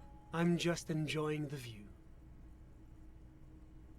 Is it rude for your friend to leave you alone like this? We're old friends. Nothing's taboo between us. He comes and goes. I'm sure you'll see him around. He's very active. Okay. I'm all ears, officer. A moment. Officer, do you have everything you need from me? I'm afraid we won't have the chance to speak again once you leave. Hold on, why we can talk later? It's against diplomatic best practices for an official in my position to be discussing murders with local militiamen. And I'm pressed for time. After you leave, I should be leaving as well. That's not the real reason he's so apprehensive.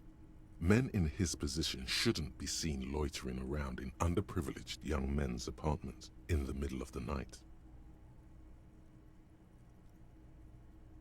Okay, I will look around, but I don't think I have anything else with him. Sure, go ahead. It's a beautiful space. Let me know if you have any further questions. Hmm.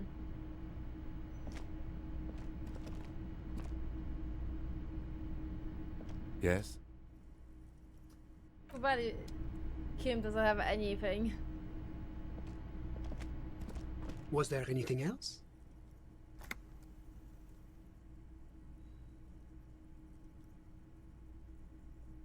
I'm sorry to say I did, officer.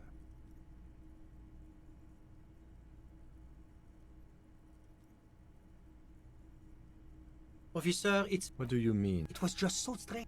That's when I understood. Sounds like the victim wasn't. I went back in. Yes. Were you able? Officer, that's the. Eventually, their shouts died down, and that was all. I'm afraid I don't have anything else to add. About what time was? All I can say, my watch. No, I didn't see the corpse until the following day. I'm sorry I couldn't be of more assistance. Of course. So is that it?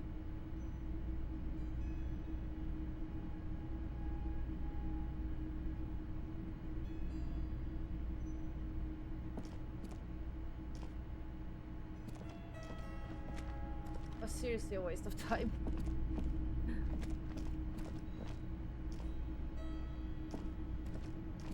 Was there anything else? My friend. I'm all ears. My friend. We're old friends. I'm sure you'll see him. I'm all ears, officer. Of course. I'm glad I could help.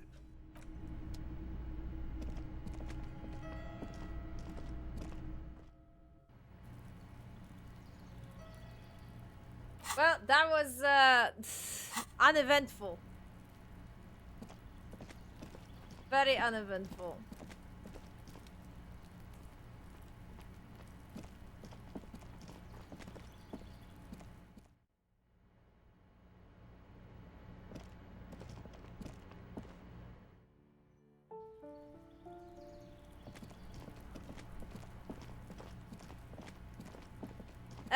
Right, I think, I am tempted to go for my gun. But at the same time, unfortunately, I am hungry and I need to finish the stream anyway. So, I think we're gonna save here and continue on Saturday. At least that's the plan. At least that's the plan. So I'm actually not sure. Did I level up? I did level up. Again. That's a lot of levels.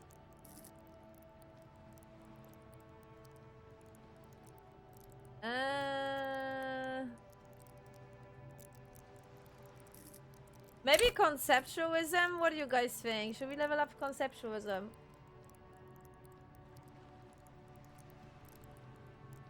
I'm hungry as well. Me too. Or should we do any other thought?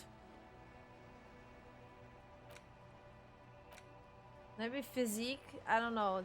But that definitely is gonna give me a bonus to physique, right? Which I'm actually not sure if I need. You know what? I will save and I will think about it. Like in general. Oversave that one. Oh god, that's an interesting camera. Anyway, thanks a lot for being here. Thank you for joining me. We did some progress. We did. Finally, after that stupid fail that was happening for most of the day 2, finally some stuff are working out. But not gonna lie, probably they are working out because I actually do the safe scamming when I get like completely pushed to the limit. Because I seriously don't know what else I should do.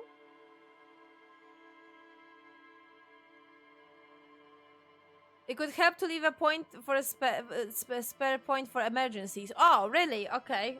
Okay, I will keep that in mind in that case. Anyway, yeah, next stream from Disco Elysium, and in general next stream on Saturday. That's the plan. 12:30 p.m. GMT. I'm just happy that I finally have some kind of progress in